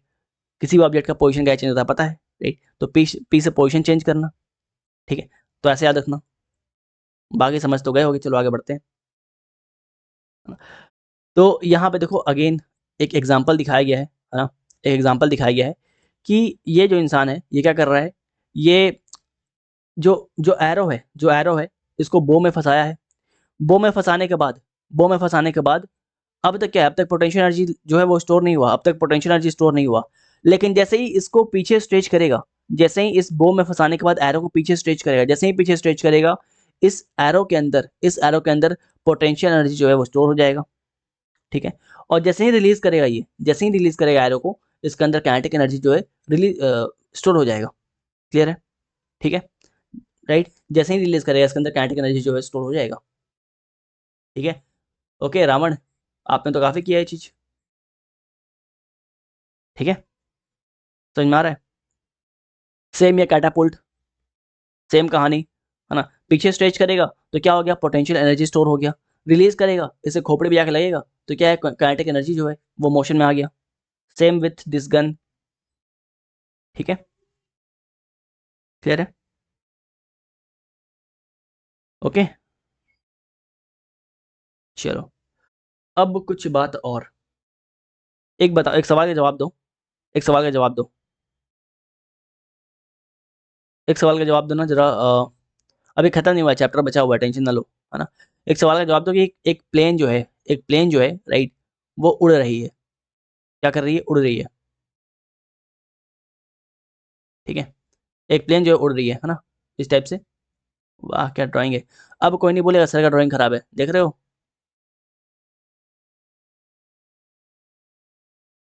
तो इसके अंदर कौन सा एनर्जी है, पोटेंशियल या काइनेटिक। विकास पूनिया, उड़ते तीर में कौन सा एनर्जी होता है विकास, वो तो तुमको समझ में आएगा ना, है विकास। उड़ता तीर में कौन सा एनर्जी है तुम समझ सकते हो, है ना। जरा ये बताना, ये बताना। ये एक प्लेन है, राइट। क्या मस्त डायग्राम बना यार, फालतू तुम लोग बदनाम कर रखे हो, सर को डायग्राम बनाना नहीं आता है। ये बताओ कि इसके अंदर कौन सा एनर्जी है, पोटेंशियल या काइनेटिक है। सबका आंसर होंगे बस बस चौबे जी साइड सही बोल रहे हैं ना, बोथ, ठीक है, बोथ।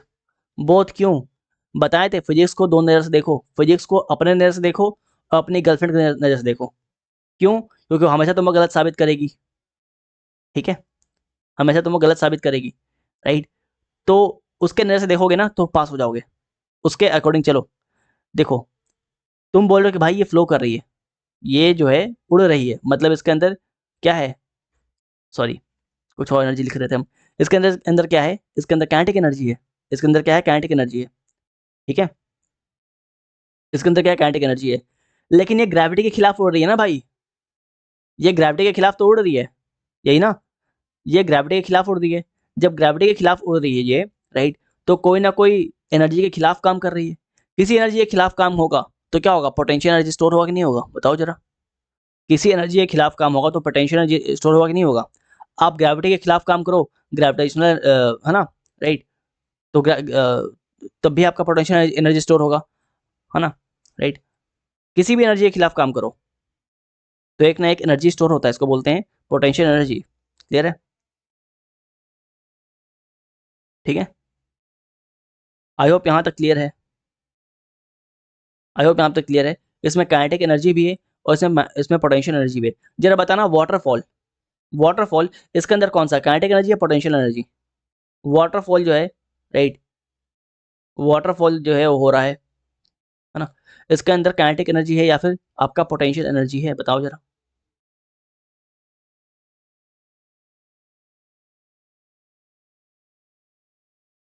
बताओ।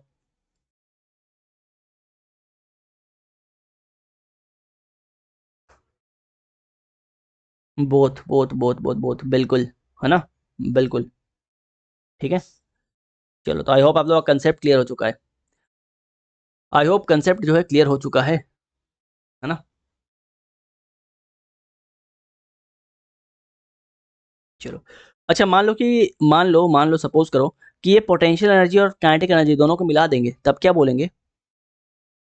इस पोटेंशियल एनर्जी को और काइनेटिक एनर्जी को दोनों को मिला देंगे, तब क्या बोलेंगे? बताओ। Total mechanical energy. ठीक है, राइट। जब भी आपका काइनेटिक एनर्जी और पोटेंशियल एनर्जी मिल जाए तो बोलते हैं टोटल मैकेनिकल एनर्जी। ठीक है, क्या बोलेंगे? Total mechanical mechanical energy. ठीक है, बढ़िया। चलो, यहाँ तक एक बार रिवाइज कराते हैं, फिर आगे बढ़ते हैं, वरना फिर सर खो जाओगे तुम लोग। हम लोग पढ़ रहे हैं वर्क पावर एनर्जी। हम लोग वर्क पावर एनर्जी पढ़ रहे हैं, ठीक है। जहाँ पे वर्क पढ़ लिए, एनर्जी पढ़ लिया, पावर को पढ़ने वाले हैं, है ना। वर्क में क्या पढ़े हम लोग? वर्क वर्क में ये पढ़े कि जहाँ धक्का देंगे वहीं मूव करोगे, जहाँ फोर्स लगाएंगे वहीं डिस्प्लेसमेंट होगा, उसको बोलते हैं वर्क। जहाँ फोर्स लगाएंगे वहीं डिस्प्लेसमेंट होगा, इसलिए इसको बोलते हैं वर्क। इसीलिए फॉर्मूला भी यही है, W equal to F S, W equal to F S, that is work done equal to force into displacement. Clear है? ठीक है,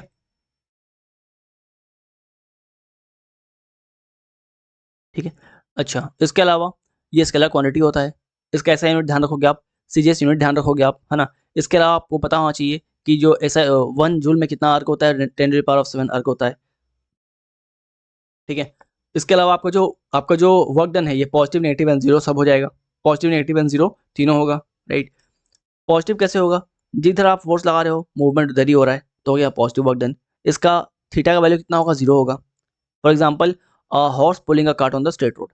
इसके अलावा negative work done. Negative work done क्या होता है? आप फोर्स लगा रहे हो, मूवमेंट उसका अगेंस्ट जा रहा है।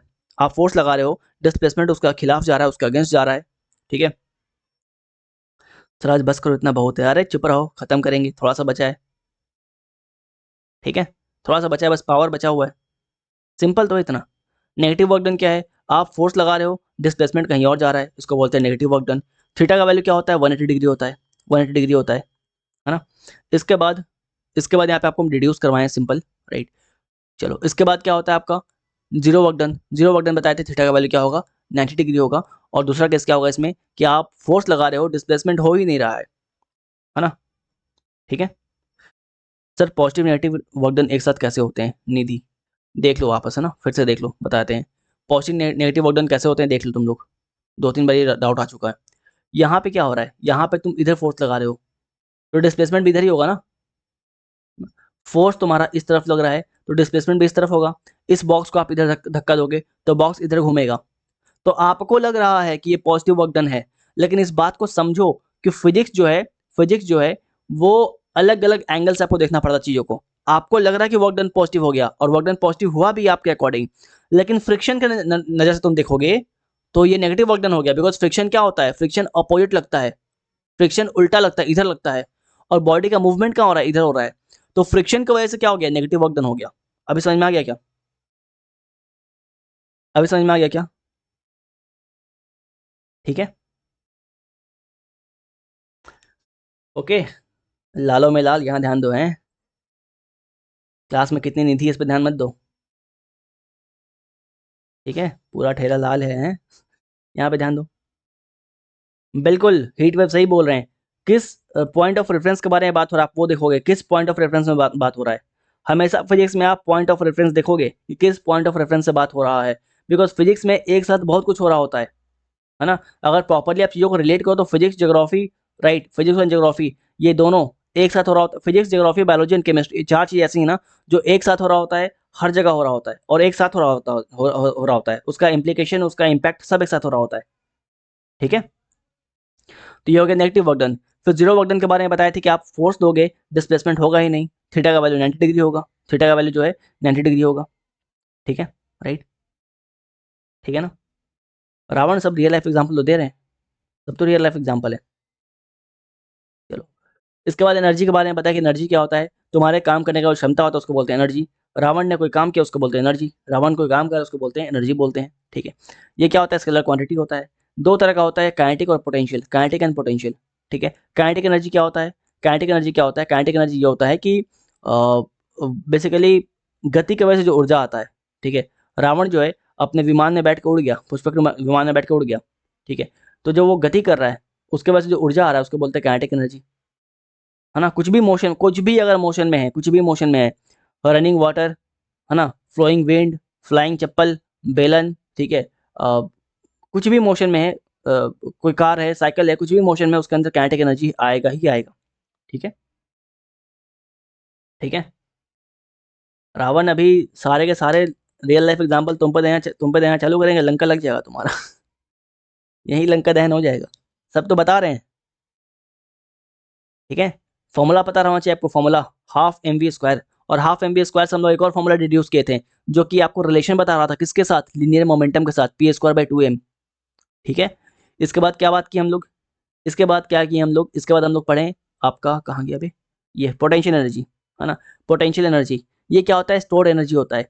ऑब्जेक्ट या पोजीशन, किसी भी ऑब्जेक्ट के पोजीशन या कॉन्फ़िगरेशन को जब बदलते हो, राइट, किसी भी ऑब्जेक्ट के पोजीशन या कॉन्फ़िगरेशन को बदलते हो तो क्या होता है, उसके अंदर पोटेंशियल एनर्जी स्टोर हो जाता है, ठीक है। उसके अंदर पोटेंशियल एनर्जी स्टोर हो जाता है, ठीक है।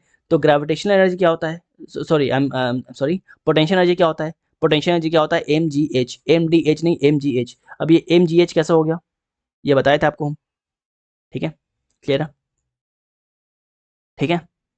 चलो फिर बात करते हैं पावर के, खत्म, बस 5 मिनट क्लास है, बस 5 मिनट। आई रिमेंबर रावण जब मेरे क्लास में पहले आया था ना, उस समय हम पीवाईक्यू सीरीज करवा रहे थे। ठीक है, उसको शायद पता नहीं याद होगा कि नहीं होगा, मेरा चल रहा था पीवाईक्यू सीरीज, और पीवाईक्यू सीरीज में एक लड़का आता है रावण नाम का, ठीक है, रावण नाम का एक लड़का आता है, और किसी तो कमेंट में कोई तो लड़का था, उससे बात करना स्टार्ट करता है कि और भाई कैसा है, तो बोलता है तू यहाँ पे क्या कर रहा है, तो बोलता है मैं तो बस ऐसे देखने आया था। हम बोले ठीक है बेटा, कुछ उस समय नहीं बोले, हम नए भी थे, वो शायद ये मेरा स्टार्टिंग का कुछ क्लास था, ठीक है। सोचे वहीं लंका दहन कर दे इनका, बट हम बोले ठीक है, अभी इंतजार करते हैं। अब बात करते हैं पावर के बारे में। पावर क्या होता है, रेट ऑफ डूइंग वर्क, आप किस दर से काम कर रहे हो, आप किस दर से काम कर रहे हो, आपका रेट ऑफ डूइंग वर्क क्या, वही होता है power. Rate of doing work क्या होता है, पावर होता है, ठीक है, right. Rate of doing work क्या होता है, पावर होता है, आप किस दर से काम कर रहे हो। या फिर ये बोल दो कि एनर्जी का एक और फॉर्मूला लिख, एक और इसका डेफिनेशन लिख लो कि energy consumed per unit time, energy consumed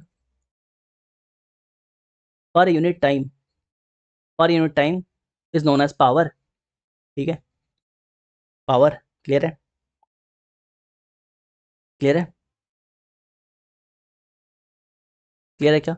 तो energy, energy consume per unit time is known as power, ठीक है, राइट। तो पावर क्या होता है, रेट ऑफ डूइंग वर्क होता है, या फिर energy consume per unit work होता है, इसको हम लोग पावर बोलते हैं। तो सिंपल, आपको यहाँ से डेफिनेशन से फॉर्मूला पता लग गया होगा, डेफिनेशन से तुम लोग को फॉर्मूला पता लग गया होगा, that is power equal to W by T, power equal to W by T, मतलब कितना काम किए और कितने मिनट में किए, है ना, कितना काम किए कितने मिनट में किए, इसी को बोलते हैं power. Energy consume per unit time is known as power.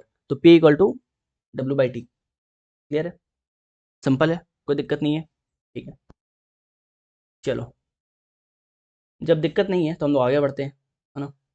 तो या फिर P equal to W by T बोल दो, मतलब कि ये क्या बोलते हैं, वर्क बाय टाइम बोल दो, या फिर P equal to E by T बोल दो, ई बाई टी बोल दो, एनर्जी कंज्यूम्ड बाय टाइम बोल दो, है ना, बात एक ही है। ये कौन सा क्वांटिटी होगा, तो ये स्केलर क्वांटिटी होगा, ये क्या होगा, स्केलर क्वांटिटी होगा, स्केलर क्वांटिटी होगा, ठीक है। और इसका ऐसा यूनिट क्या होता है, वॉट होता है, ऐसा यूनिट क्या होता है, वॉट होता है, ठीक है, सिंपल, बहुत सिंपल, ठीक है। तो यहाँ पे अगेन फॉर्मूला लिखा हुआ है, यहाँ पे यूनिट लिखा हुआ है, एंड सेम। अब ये बताना जरा कि 1 हॉर्स पावर में कितना वॉट होता है।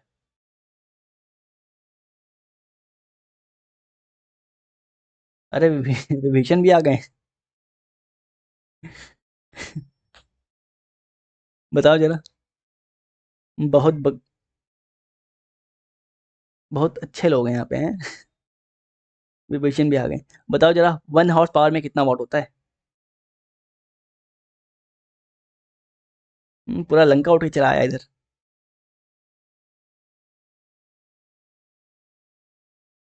बिल्कुल 746 वॉट, है ना, 1 horsepower equal to 746 watt. ठीक है, चलिए अब बात करते हैं हम लोग कमर्शियल यूनिट ऑफ एनर्जी के बारे में। कमर्शियल यूनिट ऑफ एनर्जी के बारे में बात करते हैं। तो कमर्शियल यूनिट ऑफ एनर्जी क्या होता है? किलो वाट आवर होता है। किलो वाट आवर होता है।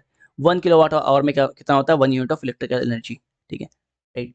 ये सब नहीं पूछता है, बट जान लो कि relation between kilowatt hour और जूल क्या होता है। 1 kilowatt hour equal to 3.6 into 10⁻⁶ joule. ठीक है, ठीक है, राइट।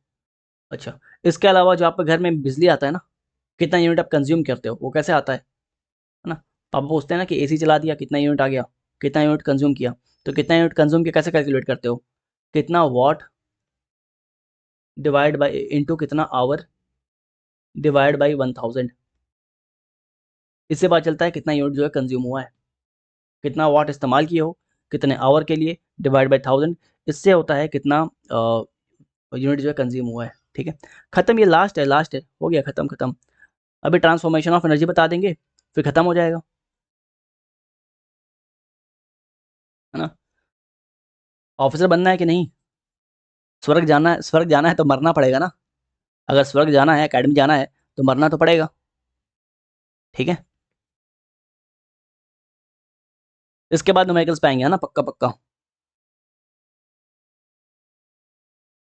ठीक है, तो बताओ जरा, ट्रांसफॉर्मेशन ऑफ एनर्जी क्या होता है? ट्रांसफॉर्मेशन ऑफ एनर्जी ये होता है कि एनर्जी जो है ना आप क्रिएट कर सकते हो ना डिस्ट्रॉय कर सकते हो। ये वन वन फॉर्म से दूसरे फॉर्म में क्या होता है? ट्रांसफर होता है। ये होता है transformation of energy.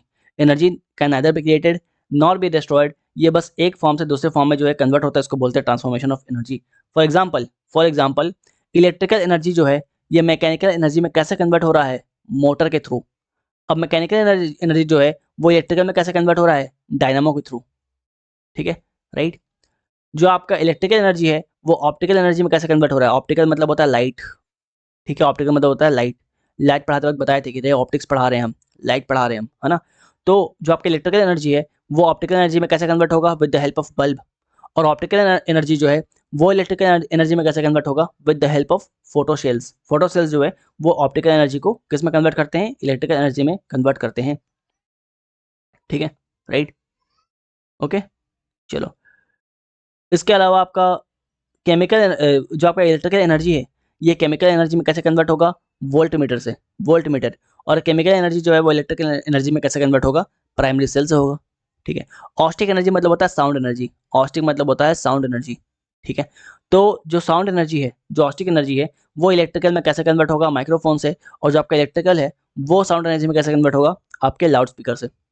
Thermal energy मतलब होता है हीट एनर्जी। थर्मल मतलब होता है हीट। थर्मल मतलब होता है हीट। तो हीट एनर्जी जो है वो इलेक्ट्रिकल एनर्जी में कैसे कन्वर्ट होगा? थर्मोकपल से। और जो आपका इलेक्ट्रिकल एनर्जी है वो हीट एनर्जी में कैसे कन्वर्ट होगा? आपके हीटर से। थर्मोकपल क्या होता है? थर्मोकपल क्या होता है? तो आपने एक डिवाइस देखा होगा ना, इलेक्ट्रिशियन लेके घूमते रहते हैं, एक मोबाइल की तरह होता है, एक दूसरा छोटा सा एक मोबाइल की तरह होता है, येलो और ब्लैक कलर का, जहाँ पे बहुत सारे यहाँ पे डिजिट नंबर होते हैं। ये स्क्रीन होता है जो दिखाता आता है कि कहाँ पे, यहाँ पे बहुत सारे सेंसर लगे होते हैं जो दिखाता है कि कितना टेम्परेचर कहाँ पे है, वायर कहाँ से शॉर्ट सर्किट हुआ है ना। ठीक है, स्क्रीनशॉट लेते रहो ना, क्या दिक्कत है? स्क्रीनशॉट लेते रहो क्लास का। अब यहाँ बात करते हैं यूनिट ऑफ एनर्जी के बारे में। तो सिंपल, बहुत सिंपल है। 1 किलोवाट जो है, 1 किलोवाट जो है इसमें कितना जूल होता है? 3.6 इंटू 10⁻⁶ जूल। 1 कैलोरी में कितना जूल होता है? 4.2 जूल। 1 अर्ग में कितना होता है? 10⁻⁻7 जूल। 1 इलेक्ट्रॉन वोल्ट में कितना होता है? 1.6 इंटू 10⁻19 जूल। ठीक है, खत्म हो गया। तो मैकेनिकल एनर्जी आपको बताया था क्या होता है? Kinetic energy plus potential energy होता है आपका मैकेनिकल एनर्जी, राइट। और law of conservation of energy आपको बताए थे कि energy can neither be created not be destroyed, it can only be transferred from one form to another form, है ना। एनर्जी जो है बस आप एक फॉर्म से दूसरे फॉर्म में ट्रांसफर कर सकते हो, ना आप ये क्रिएट कर सकते हो, ना ही आप इसको डिस्ट्रॉय कर सकते हो। इसका मतलब ये है, in other words, total energy in the universe remains the constant. इसको आप ज्योग्राफी में अच्छे से समझोगे जब आप यूनिवर्स पढ़ोगे तो। ठीक है, जब यूनिवर्स पढ़ोगे तो ये समझोगे कि लंप क्या होता है, यूनिवर्स कैसे बना। यूनिवर्स बना तो जो बहुत सारे एक्सपेरिमेंट हुए थे, है ना, राइट, उस एक्सपेरिमेंट के बारे में पढ़ोगे। ठीक है, ठीक है, जो है ना, फ्रांस के कैडरसा शहर में जो एक एक्सपेरिमेंट हुआ था, LHC experiment, large hadron collider experiment, right, है ना, वो एक्सपेरिमेंट कैसे हुआ, कैसे फेल हुआ, जिसके वजह से 2012 में दुनिया कैसे खत्म होने वाली थी, आप वो सब ज्योग्राफी में पढ़ोगे तो आप इसके बारे में और डिटेल में समझोगे। ठीक, राइट, चैप्टर खत्म, चैप्टर खत्म।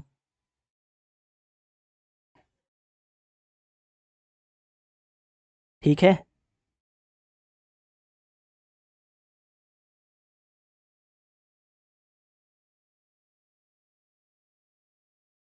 आते क्वेश्चन पे, रिवाइज करा दे एक बार फटाफट रिवाइज करते फिर क्वेश्चंस पे आते हैं ना, ताकि खोपड़ी के ऊपर से कुछ ना आ जाए। बस क्वेश्चन पे आते हैं, क्वेश्चन पे आते हैं। वर्क पता है आपको क्या होता है, पॉजिटिव वर्क पता है, नेगेटिव वर्क पता है, जीरो वर्क पता है क्या होता है। ठीक है, सारे एंगल्स आपको याद होना चाहिए कि क्या पॉजिटिव वर्क में क्या एंगल है, थीटा का वैल्यू 0 है, नेगेटिव वर्क में थीटा का वैल्यू 180 है, और आपका जो जीरो वर्क डन है इसमें थीटा का वैल्यू जो है 90 है। बस इतना याद होना चाहिए आपको, राइट। इसके अलावा बस आपको इतना याद होना चाहिए, इसके अलावा एनर्जी क्या होता है, इसका असाइनमेंट क्या होता है, काइनेटिक एनर्जी क्या होता है, राइट, मोशन में होगा तो काइनेटिक एनर्जी, लेकिन अगर पोजिशन चेंज कर रहे हो बार बार, ठीक है, तो क्या होगा, तब होगा पोटेंशियल एनर्जी, और क्या होगा, राइट। इसके अलावा पोटेंशियल एनर्जी और काइनेटिक एनर्जी का डिफरेंस बताए थे आपको हम, राइट। इसके अलावा दोनों एनर्जी को मिला दो तो बोल देंगे टोटल काइनेटिक एनर्जी हो जाएगा, टोटल मैकेनिकल एनर्जी हो जाएगा। फिर बात की पावर क्या होता है, rate of doing work, rate of doing work, ठीक है, राइट, राइट। उसके बाद बात की कमर्शियल यूनिट ऑफ एनर्जी के बारे में, है ना, ट्रांसफॉर्मेशन ऑफ एनर्जी के बारे में बात की हम लोग, यूनिट ऑफ एनर्जी के बारे में बात की, और फिर आगे न्यूमेरिकल्स पे आ जाओ।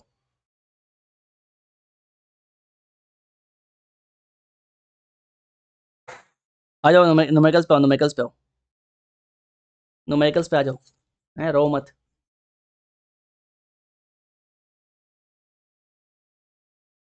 टेम्परामेंट ही नहीं है तुम लोग का, है तुरंत हल्ला मचाते हो, सर हो गया बर्दाश्त नहीं हो रहा है। अदरक जितना कूटा आता है उतना चाय में स्वाद आता है, पता है ना।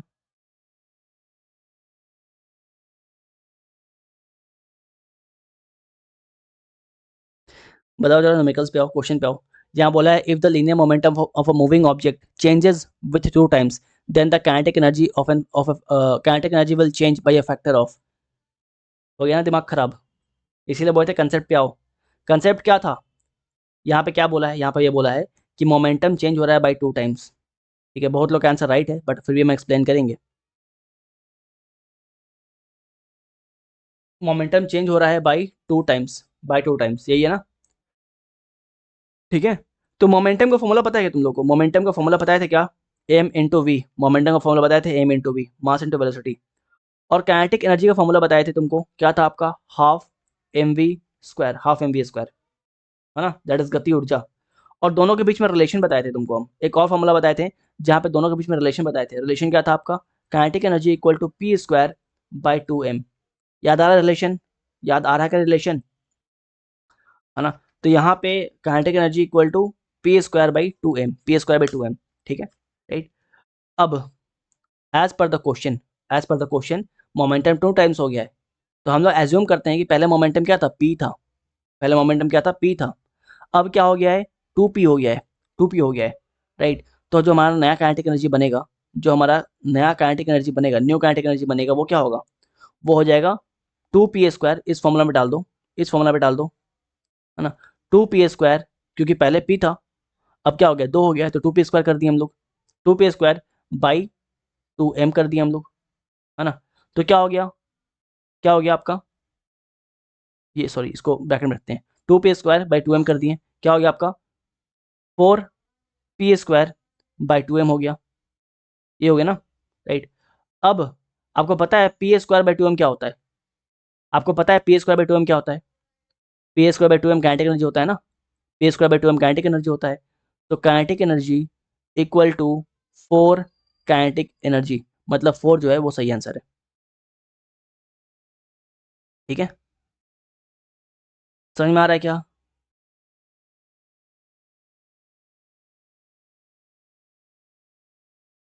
समझ में आ रहा है, चमक रहा है, बुझा रहा है, बुझा जाचे, गेटिंग इट। सर आराम से एक्सप्लेन करो। अच्छा, ये बताओ क्लियर है कि फिर से बताएं। कुछ नहीं, पोटेंशियल हम लोग जो है यहाँ पे फॉर्मूला पुट किए हैं p²/2m का, है ना। मोमेंटम और काइनेटिक एनर्जी का जो रिलेशन था उस फॉर्मूला को पुट किए हैं। हम लोग ये बताएं कि यहाँ पे क्या बढ़ चुका है तुम्हारा, मोमेंटम बढ़ चुका है। मोमेंटम कितना बढ़ा है, 2 बढ़ा है, तो उसको 2 बढ़ा दिए, 2 बढ़ा दिए, आ गया 4, 4p²/2m। p²/2m मतलब काइनेटिक एनर्जी हो गया, तो 4 इज द राइट आंसर। হ্যাঁ, বোঝা যাচ্ছে। ঠিক আছে, ঠিক আছে, ठीक है। Moving on, question number 2।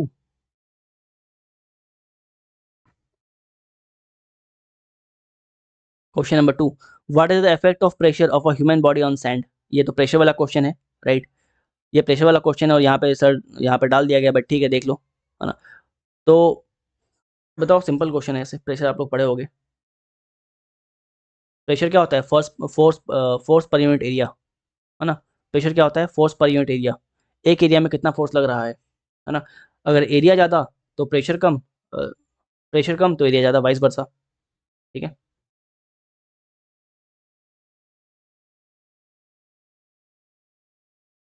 Master जी भोजपुरी भी बोलो, बिल्कुल सबका आंसर यहाँ पे राइट है ना। चलो, अगला सवाल नंबर 24। अगला सवाल नंबर 24, ये बताओ, अगेन एक न्यूमेरिकल्स, अगेन एक न्यूमेरिकल।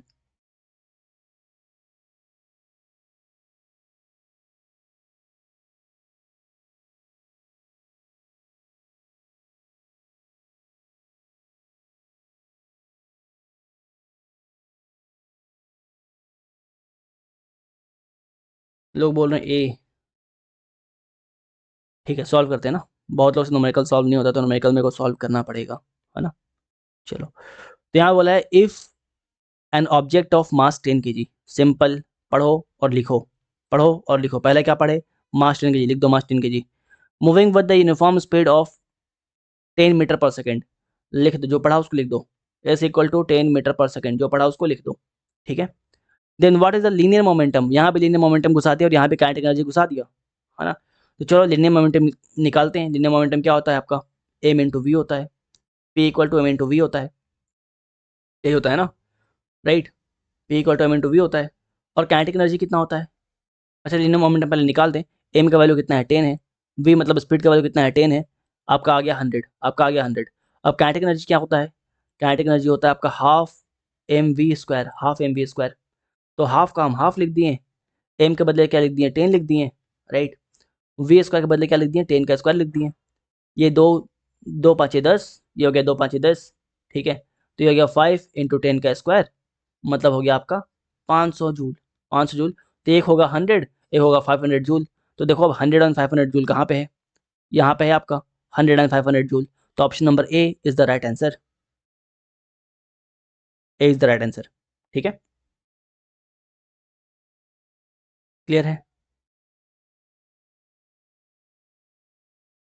अगला सवाल, consider the following statement about the microphone and the speaker of mobile phone. अगला सवाल आपके स्क्रीन पे, जल्दी छुट्टी के लिए।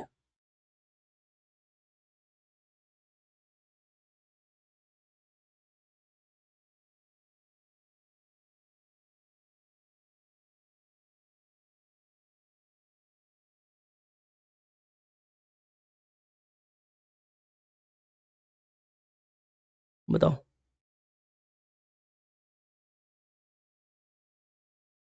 23, 23 का एक बार बता दीजिए। रुको एक मिनट, रुको रुको, 23 में क्वेश्चन में डाउट है कुछ लोगों को। क्या था 23 नंबर क्वेश्चन, कहाँ गया।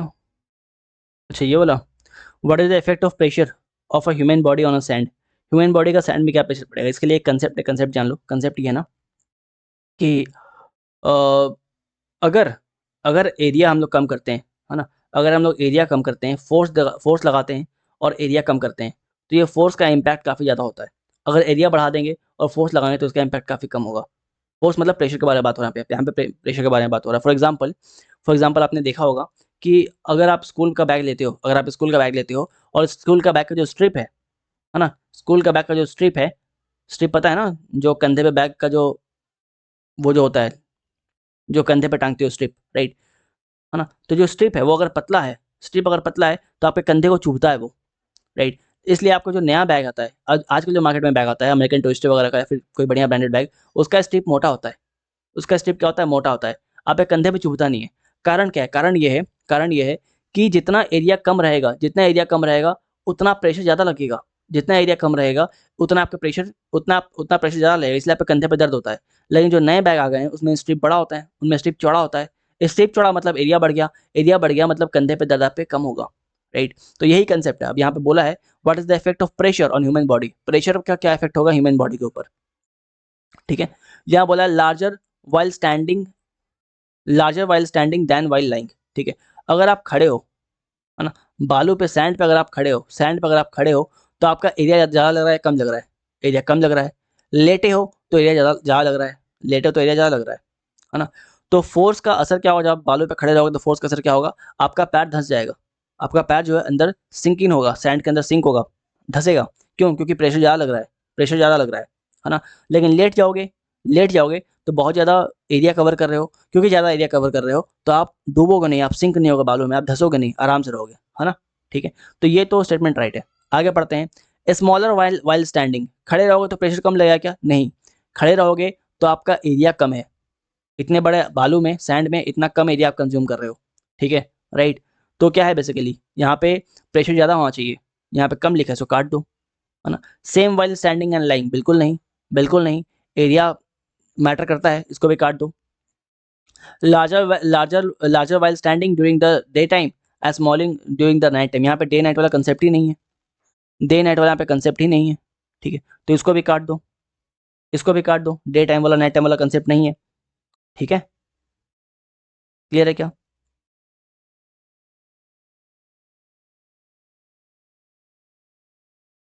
ठीक है,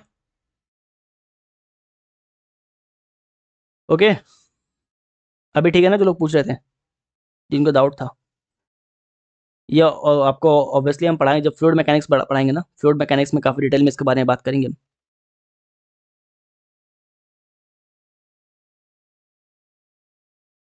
ओके, चलो एक दो क्वेश्चन और है, देख लेते हैं ना। ये क्वेश्चन तो हो गया सॉल्व हम लोग का। अगला क्वेश्चन नंबर 7।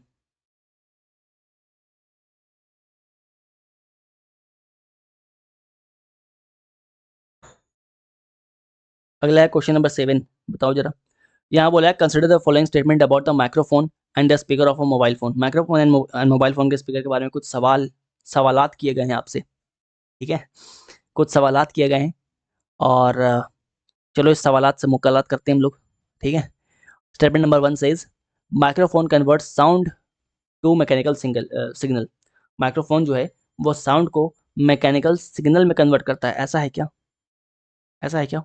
नहीं है। Microphone convert sound to electrical signal, अभी अभी पढ़े थे हम लोग, है ना?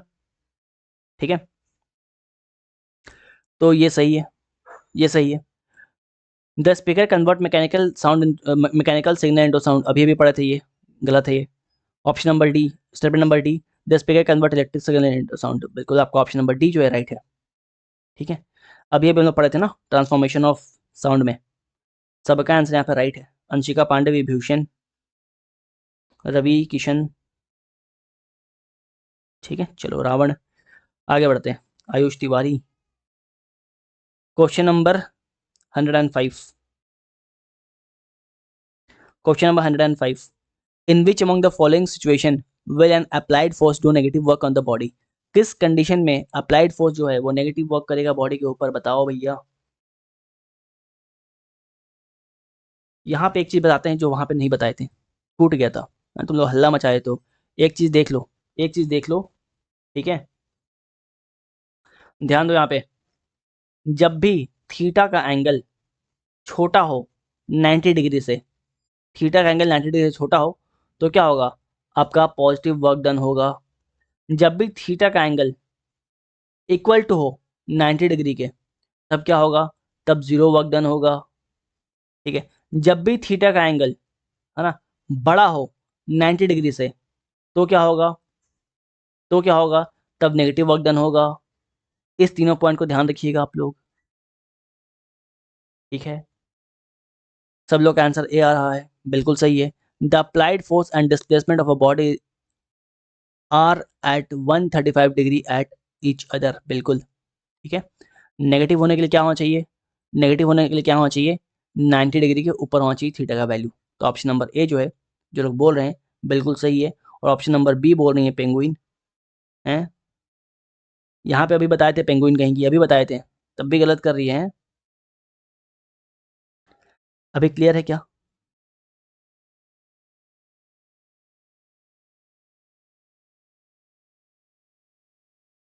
आखिरी सवाल, आखिरी सवाल। न्यूमेरिकल्स को ऐसे ही करना है, पढ़ना है लिखना है, पढ़ना है लिखना है, ठीक है। तो पढ़ो और लिखो क्या लिखा हुआ है। द ऑब्जेक्ट ऑफ मास 2000 ग्राम, लिख दो। मास कितना है, लिख दो 2000 ग्राम। 2000 ग्राम मतलब कितना केजी, मतलब 2 केजी। ठीक है, आगे बढ़ते हैं। Possesses 1000 joule of kinetic energy. अच्छा, काइनेटिक एनर्जी बता दिया है, कितना बताया है, काइनेटिक एनर्जी बता दिया आपका 100 जूल, 100 जूल बता दिया है। ठीक है, बोला क्या है, बोला क्या है, the object must be moving with the speed of, object कितने स्पीड से घूम रहा है। ठीक है, ऑब्जेक्ट पूछा है, ऑब्जेक्ट का स्पीड पूछा है, मतलब हम लोगों को वी पूछा है, वी पूछा है। ठीक है, जब वी पूछा है तो हम लोग फॉर्मूला लगाएंगे काइनेटिक एनर्जी का, kinetic energy equal to half M V square, half M V square लगाएंगे हम लोग। काइनेटिक एनर्जी का वैल्यू हमको गिवन है, कितना गिवन है, 100 गिवन है, तो 100 लिख दिए। हाफ के बदले हम लोग हाफ लिख दिए, हाफ के बदले हाफ लिख दिए। एम का वैल्यू गिवन है, कितना गिवन है, 2 किलो, 2 किलो, तो 2 लिख दिए। वी स्क्वायर का वैल्यू नहीं गिवन है, हम लोग को निकालना है, हम लोग को निकालना है, चलो ठीक है निकालते हैं, है ना। तो ये दो और ये दो कट गया, ये दोनों कट गया, तो कितना आया हम लोग का, वी स्क्वायर इक्वल टू 100 आया। मतलब वी इक्वल टू √100, मतलब वी इक्वल टू कितना आ गया, 10 आ गया, 10 metre per second. Right, option number A is the right answer. ठीक है, मुकुल आनंद वेट करो, वेट करो, थोड़ा सब्र रखो। ठीक है, आते हैं। तो बिल्कुल ऑप्शन नंबर ए जो है सबका सही आंसर है। अब मुकुल आनंद पूछो, क्या पूछ रहे थे सर। 105 का क्वेश्चन नंबर 105, 105 सिंपल है। 105 सॉल्व करने के लिए जो positive energy, sorry positive energy बोल रहे हैं, positive work done, negative work done and जो जीरो वर्क डन है, वो तीनों कंसेप्ट ध्यान रखोगे और तीनों का एंगल ध्यान रखोगे। ठीक है, 90 से छोटा हो रहा है तो पॉजिटिव, 90 हो रहा है तो जीरो, 90 से बड़ा हो रहा है वर्क डन। कितना बोला है यहाँ पे, 135 बोला है, 135 बोला है, मतलब क्या होगा, नेगेटिव होगा। ऑप्शन नंबर ए आंसर सही है, खत्म, खत्म हो गया। मजा आया।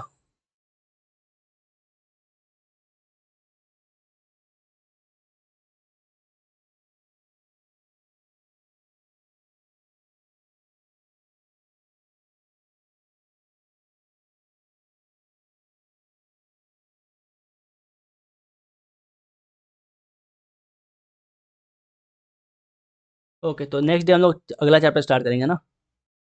सर स्केप वेलोसिटी बताएंगे, आएंगे अभी उस सब पे आएंगे मुन्ना। मोनिका, अच्छा मोनिका चौधरी हैं आएंगे आएंगे आएंगे, स्केप वेलोसिटी पे आएंगे, है ना। पढ़ाएंगे, टेंशन ना लो। अभी बचा है, बहुत कुछ बचा हुआ है अभी, अभी बहुत कुछ बचा हुआ है। ठीक है, स्पीड, स्पीड बचा हुआ है, वेलोसिटी बचा हुआ है, सब बहुत कुछ बचा हुआ है, अभी आएंगे। जब ग्रेविटेशन पढ़ाएंगे तो बताएंगे डिटेल में स्केप वेलोसिटी क्या होता है। सर पेपर 2 पे जब ऑपरेशन सिंधु के बारे में रिपोर्ट लिखेंगे तब इंडिया, पाकिस्तान, पंजाब, लश्कर, ये सब नाम यूज़ कर सकते हैं। बिल्कुल यूज़ कर सकते हो, बिल्कुल सौविक पाल यूज़ कर सकते हो। ठीक है, लेकिन ऐसे इस्तेमाल, वर्ड इस्तेमाल मत करना। किसी ने लिखा था इस्लामिक टेररिज्म, भाई ये सब वर्ड इस्तेमाल मत करना। ठीक है, पेपर पेपर जब चेक कर रहे थे तो किसी ने लिखा था इस्लामिक टेररिज्म, ये सब वर्ड का इस्तेमाल आप लोग बिल्कुल नहीं करोगे, एकदम नहीं करोगे, यूपीएससी के एग्जाम देने जा रहे हो आप लोग। ठीक है,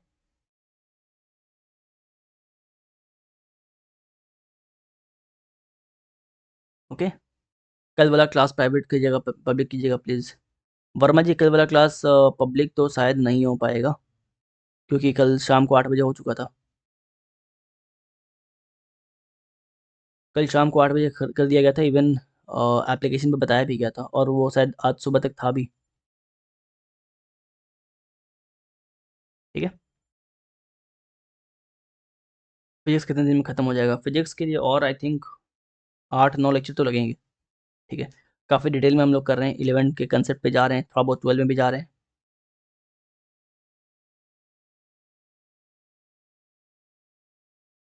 ओके।